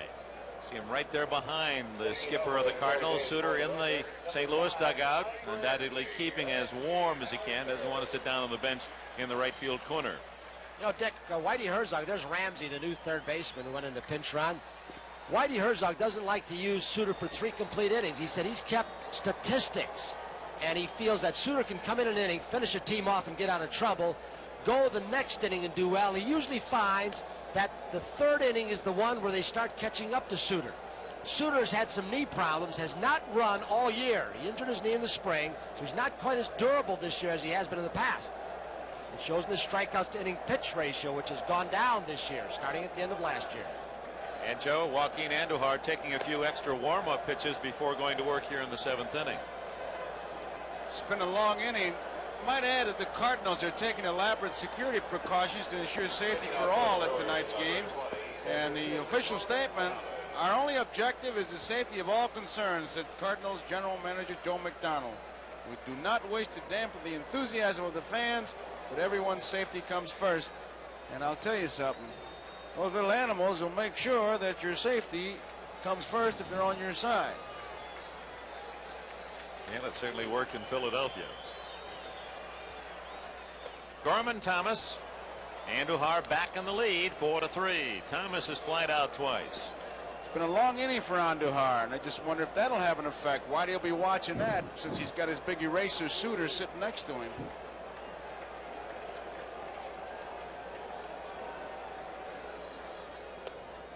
Twice as many hits for St. Louis, 12-6, but only one more run, as the Cardinals have left 11 men on base in 6 innings. Milwaukee just 2, and you might recall in Game 5 when the Cardinals threw a bunch of hits on the board, they stranded 12 in that game. Suter, the big guy's going down. You heard the crowd react with Paul Suter. 2-0 to Thomas. Oh, did he have a cut? Andujar, a home run by Ogilvy leading off the 5th, and then it was a relatively easy inning, a couple of ground outs, but he ran into a lot of trouble in the 6th inning. Two-time All-Star performer with the Houston Astros against Gorman Thomas. Tied Reggie Jackson for the home run championship of the American League with 39 this year. 2-2. 2-ball, 1-strike breaking ball. That surprised Gorman Thomas. He was looking for smoke all the way. Here's a man that has not lost in his last 12 starts, 8-0.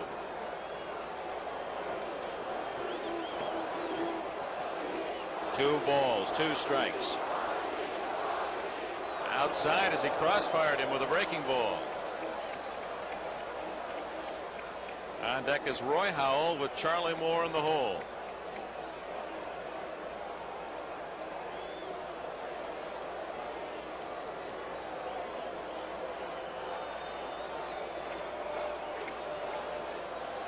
Big pitch for Andujar, 3-2. Foul tip. Thomas just getting a piece of that breaking ball. Andujar with a much quicker pace over the first 3 innings. And over the last couple, he has slowed down just a little bit. Show you his motion on the 3-2 pitch. 2-1, he went breaking ball. He went breaking ball, 3-2. He wanted that pitch. It was fouled off. You can see the expression on his face. He kind of dropped that arm at his side. I don't think his arm is bothering him, but he looked a little bit uncomfortable after he released that ball. Gets him. Might have been the 4th ball. First strikeout of the ball game for one game.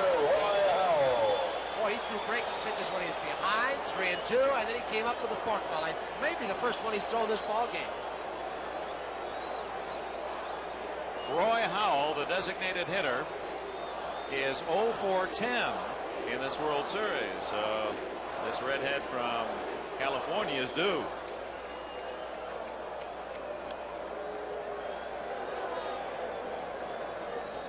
Cardinals scored first in the 4th. Ogilvy's homer tied it in the 5th. 6th inning was the big inning as the Brewers got 2, but Cardinals came back to score 3. Fly to left field and hit well. Lonnie Smith makes the catch.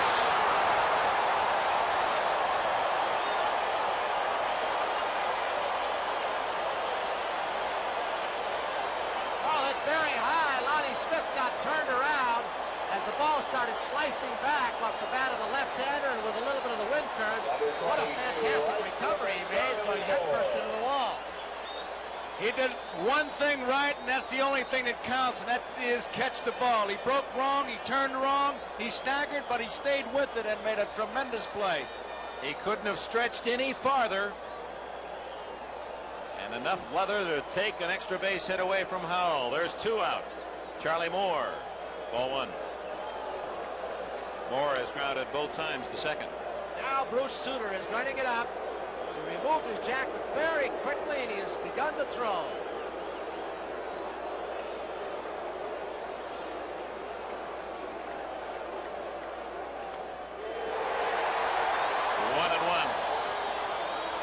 Suter just now throwing his second warm-up pitch. Herzog's got that man figured out. And for some reason, the magic number 39 pitches keeps coming up with Herzog. He says, for some reason, around 39, I got to start watching him when he gets in the ball game. I don't know why that is. Grounded toward the hole.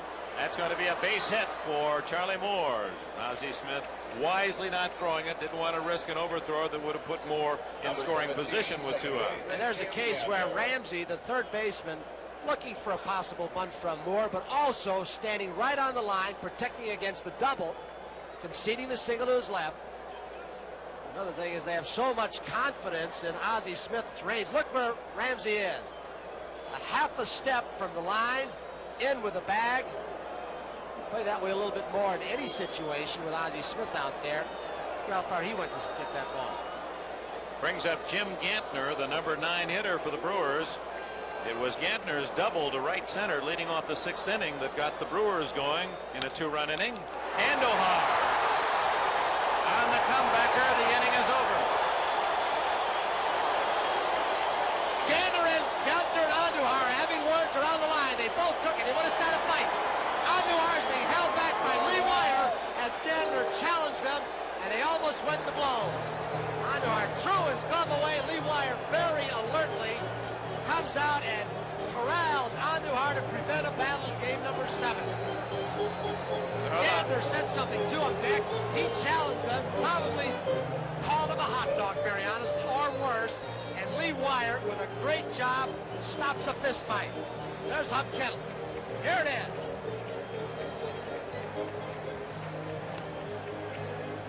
I would bet that Gantner's words were, "You hot dog," because Andujar's a habit. When he retires a hitter, he'll shoot him down with his fingers and then blow the smoke away. Lanier there, but Lee Wire very alert. So the Brewer 7th inning comes to a fiery end. The Cardinals lead in the stretch half of the 7th by 1. Yeah.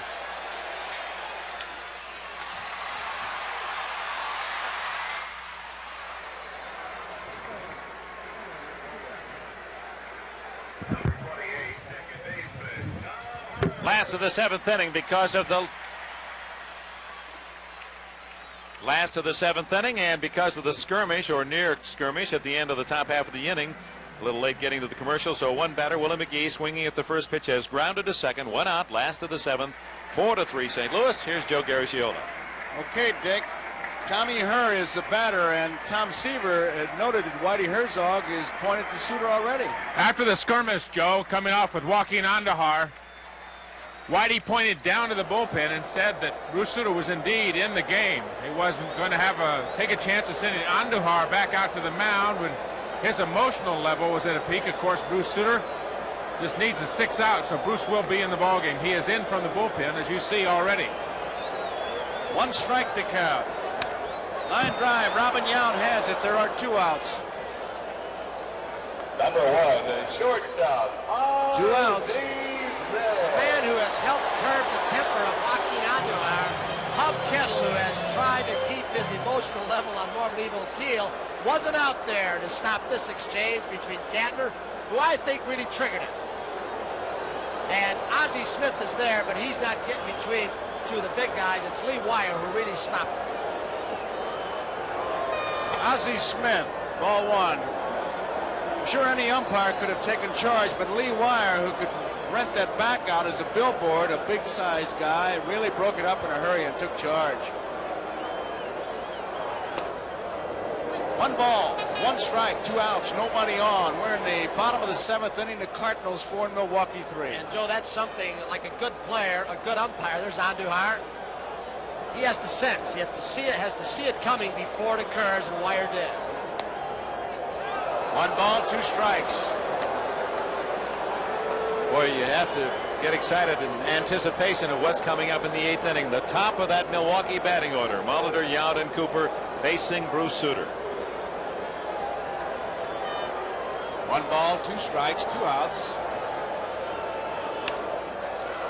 Gantner, big hop, easy play.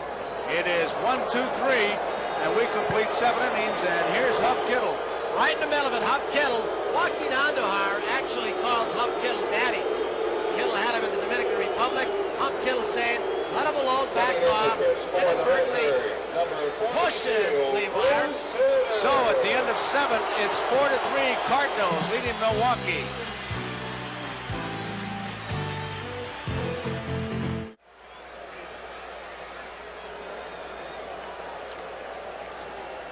Bruce Sutter will be facing Paul Molitor, Robin Yount, and Cecil Cooper. Top of the 8th inning, Cardinals 4, Milwaukee 3. Molitor bunts it foul. Strike 1. Ramsey at third base is guarding the line. There you see him. As Hernandez will be on the other side of the diamond. Take the double away. Bruce Sutter, postseason record. He's the man that Whitey Herzog just didn't hesitate. He went right to him. He's got to nail it down for him. Listen to the crowd.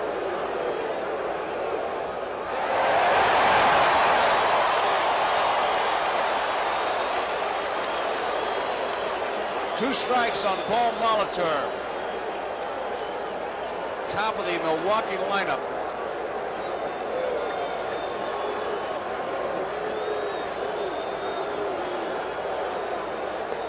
Ball 1. 1 ball, 2 strikes. And Sutter, so used to pitching off the stretch with nobody on, here in the 8th inning is still working off the stretch.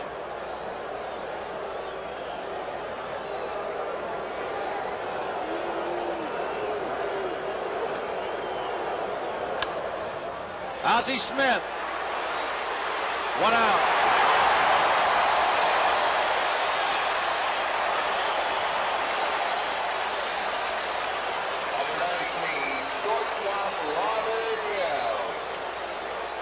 One man out, Robin Yount the batter. Yount had a base hit in the 6th. He is 1 for 3 tonight.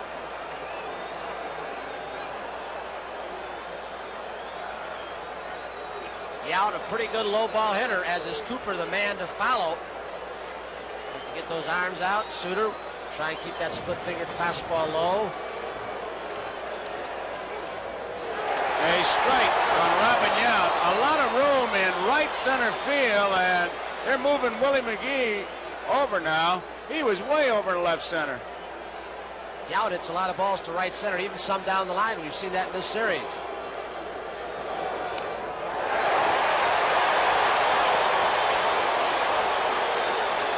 Left and center fielders, Lonnie Smith and McGee playing very deeply to try and protect the gap. They'll concede a little looping single, or line drive in front, but take away the double in the alleys. 2 strikes to count, 53,723, and right now they're chanting, Bruce, Bruce.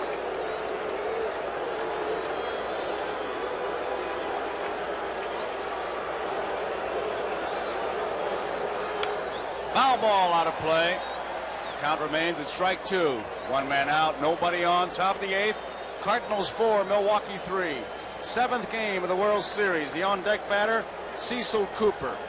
Remember, Cooper homered off Sutter in Milwaukee.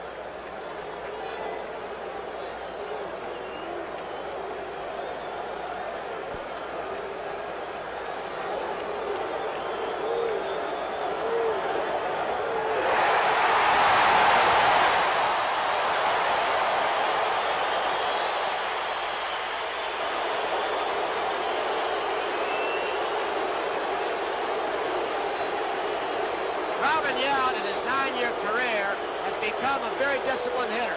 And look at what he goes after off Sutter to show you how much that split-fingered fastball breaks. Or, as Mike Marshall calls it, a one-finger screwball.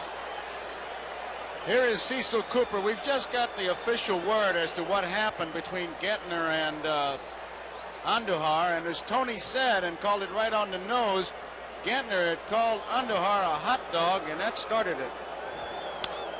Bouncing ball. 3 outs.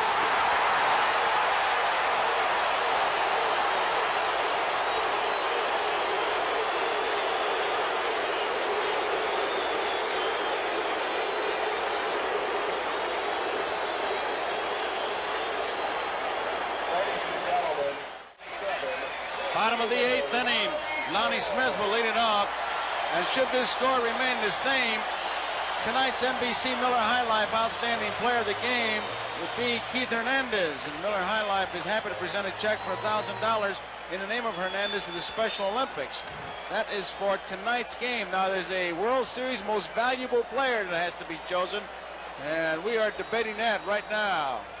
Lonnie Smith, right field. Charlie Moore near the line. He cannot get it. Two-base hit. It bounced out of the ballpark.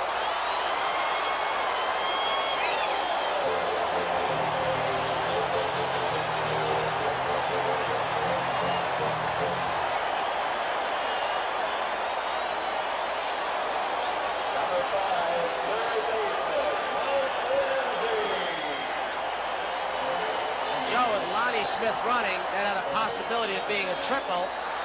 That ball ricocheted around the wall. Ramsey right now. Well, if he's trying to set up for the bunt, probably. Ramsey, Simmons talking to his pitcher. He knows Ramsey. They have to get him over to third base to try to pick it up with the sacrifice fly. This crowd is really reacting. Bottom of the eighth. Nobody out. Lonnie Smith at second. There you see the defense.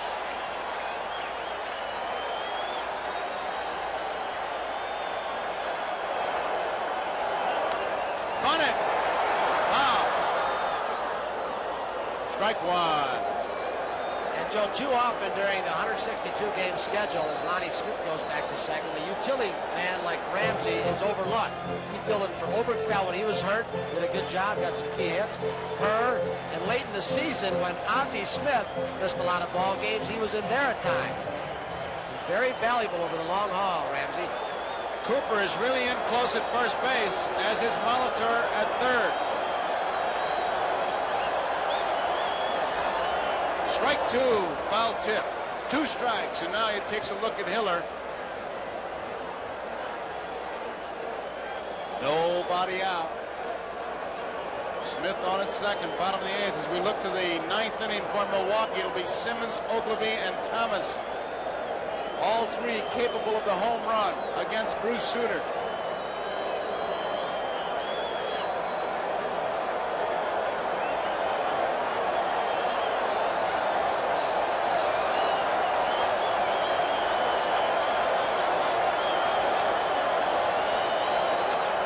Foul ball. Count remains at 2 strikes. Ramsey came on as a pinch runner when Gene Tennis, the pincher, drew a base on balls.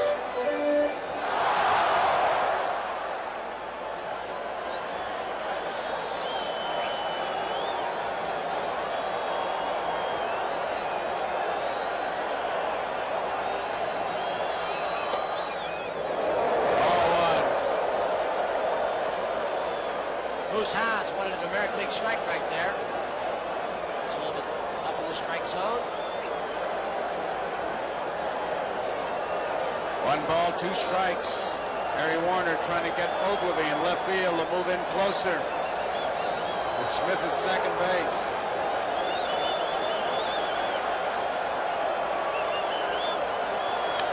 Bunts it foul on a 3rd strike, and it's a strikeout. Ramsey out on strikes. Number 37. And it brings up Keith Hernandez. He might have done that on his own. Pitch before that was thrown so hard, maybe did not feel he could pull the ball, so he said, well, I'll take it upon myself. He's out. I'm going to give him a walk. See Harvey Keene motioning 4 fingers to put him on to set up the double play. George Hendrick is the on-deck batter, and Hernandez will draw the intentional walk.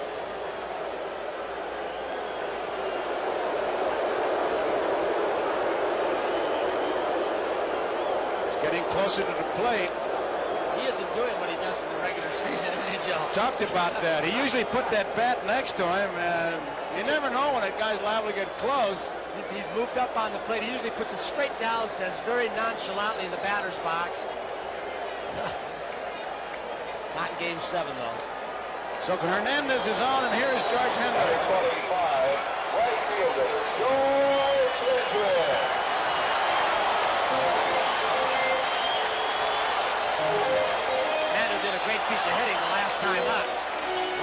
2 strikes and drill the ball in the hole between second and first. 1 man out. Lonnie Smith is on at second base. Hernandez is on at first. 4-3. We're in the bottom of the 8th. St. Louis leading.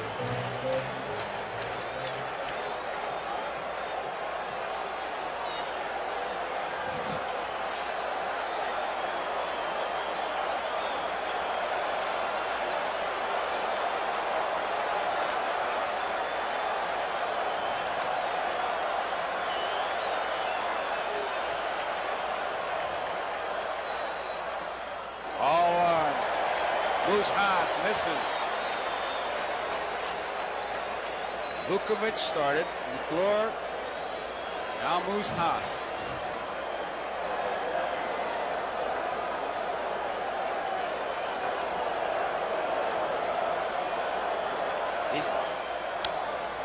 High fly ball, short center field. Gorman Thomas waiting for it.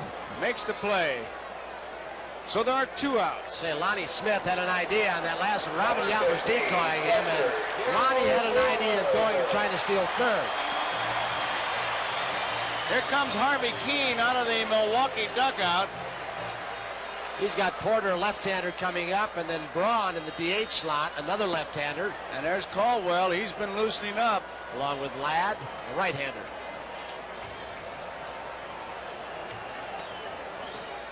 Harvey Keene looks like he's going to make a pitching change here. He's made more pitching changes in game number 7 in this World Series than he really has made most of the year. Or the previous 6 games in this series anyway. One of the things he said when he took over, I don't like to make that long trip to the mound.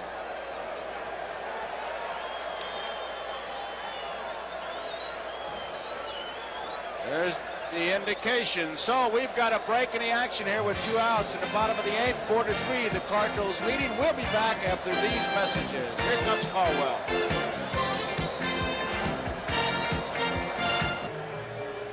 Mike Caldwell is the new pitcher here in the bottom of the 8th inning. 2 men out. Base runners are at first and second. Lonnie Smith at second, and Hernandez is on at first. And Caldwell, who's already won 2 games, and it sure reminds me of Harry Burkeen in the 46 World Series. Murray Dixon had done a tremendous job, and Burkeen came on in relief and won it in 46. And of course, there's the list. Lou Burnett won 3 games in 57. Bob Gibson in 67, and Mickey Lolich in 68. So Mike Caldwell is on the mound for the Brewers. And keep in mind, in that 9th inning, Simmons, Ogilvie, and Thomas. Here is Darrell Porter against Mike Caldwell, 2 outs.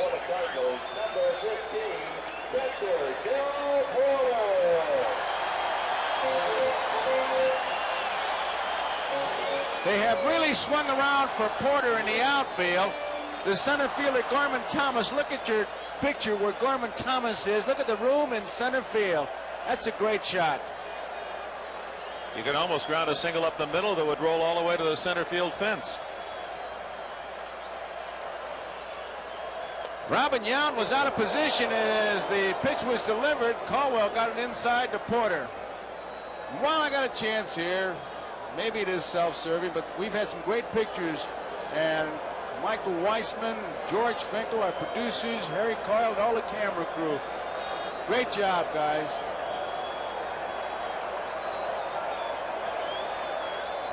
Line drive, right field, base hit. Here comes Smith. The throw to the plate. It is not in time.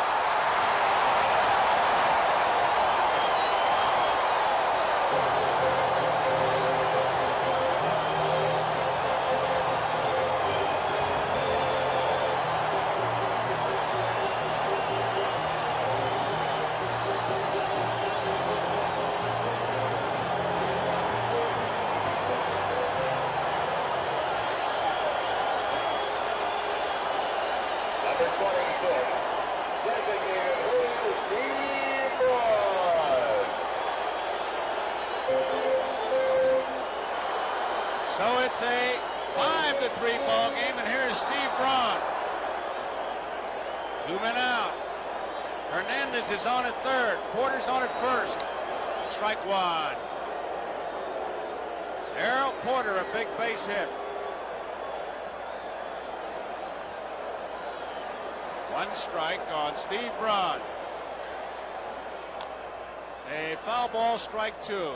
Tony Kubek has made his way to the clubhouse.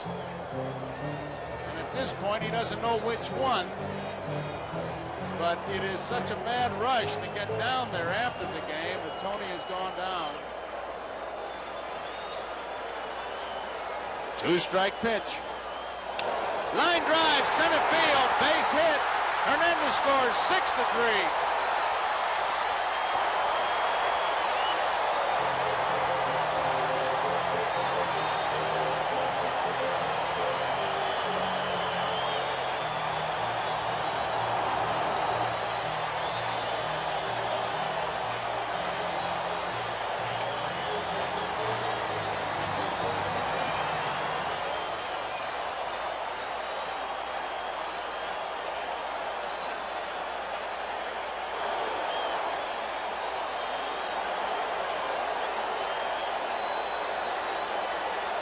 Yeah, they're beginning to celebrate, Joe, and they're trying to make it easy for Bruce Sutter. 6-3 to score. The Cardinals leading Milwaukee. Here's Willie McGee. There are 2 outs. Porter's at second. Braun is at first. Bouncing ball to Gantner. Should end the inning. It does. So the Cardinals scored 2. And as we complete 8 innings, the score here, St. Louis 6, Milwaukee 3. And the important man for Milwaukee in the 9th inning, as they face Bruce Sutter, it's Ted Simmons, Len Ogilvie, and Gorman Thomas.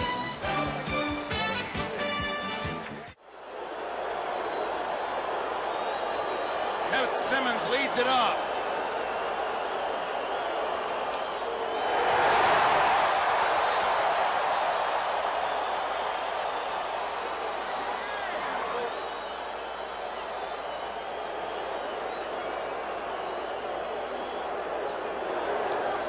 One and one the count. 53,723, and they've all turned umpires, rooters. 6-3, Cardinals lead.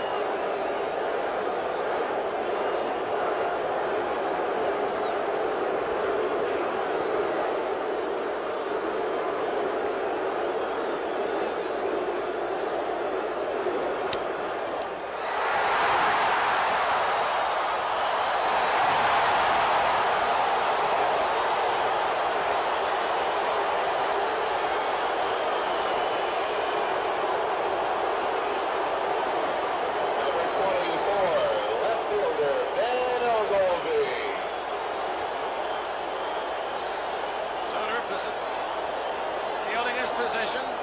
That went almost out of his reach. It would have been playable by her. Make sure of the out. He's retired 4 in a row. He was going to give Hernandez room service here. 1 out. Here's Ogilvie. Had a home run in the 5th.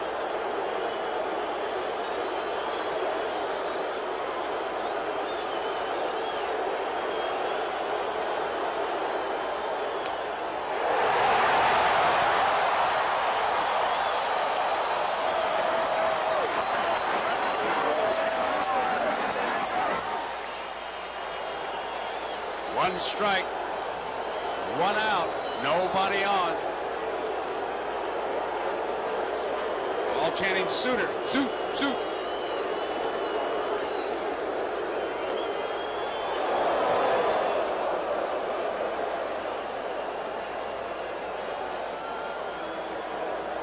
One ball and 1 strike, 1 out. The Brewers, who have battled all year.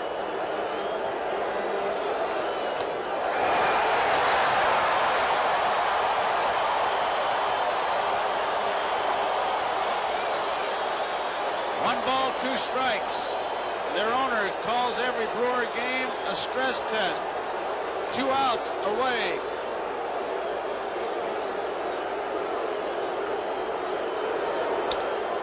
This could be second out. It is.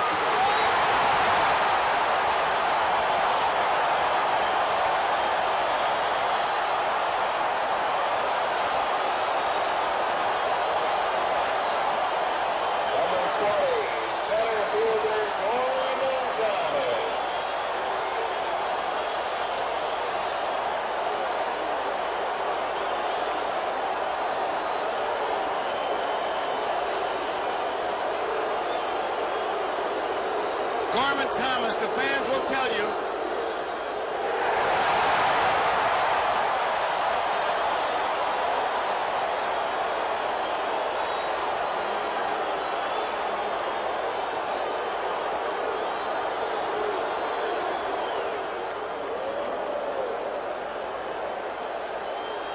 One ball, one strike to count. 6-3 the score. 2 outs in the ninth.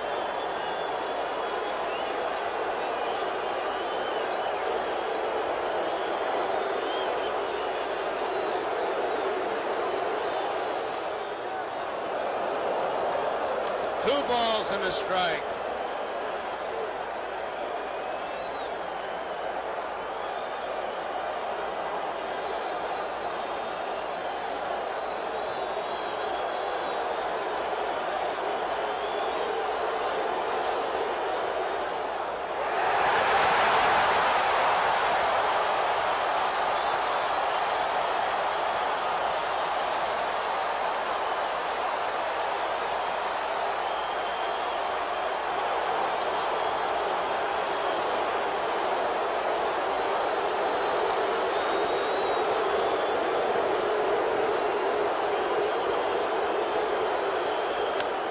Foul ball.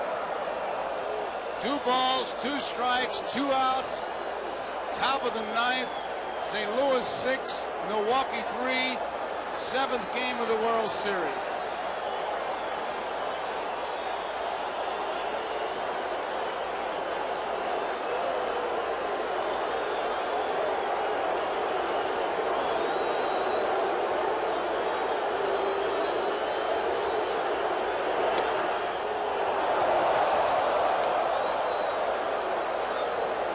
Three and two.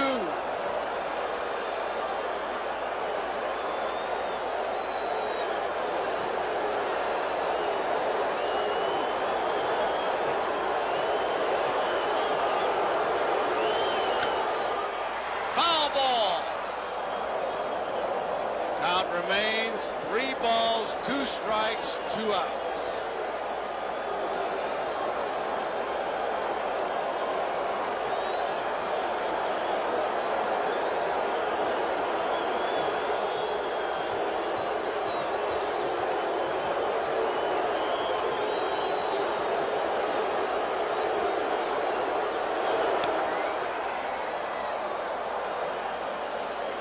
Three and two. Gorman Thomas against Bruce Sutter.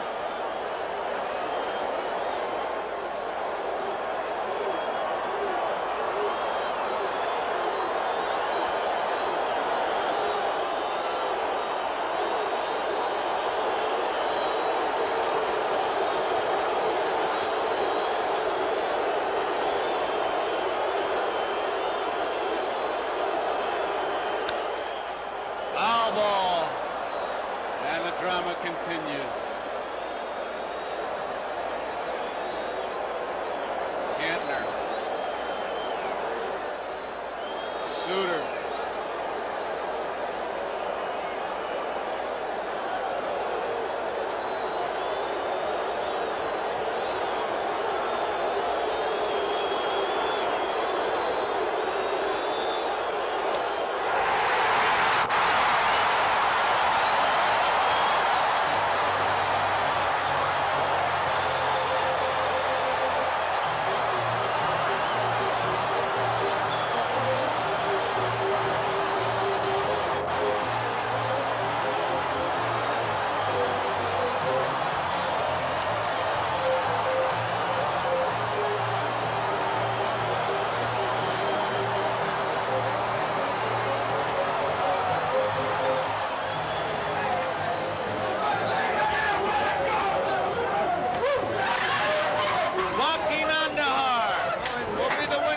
As the Cardinals defeat the Milwaukee Brewers by the score of 6-3 here in the 7th game.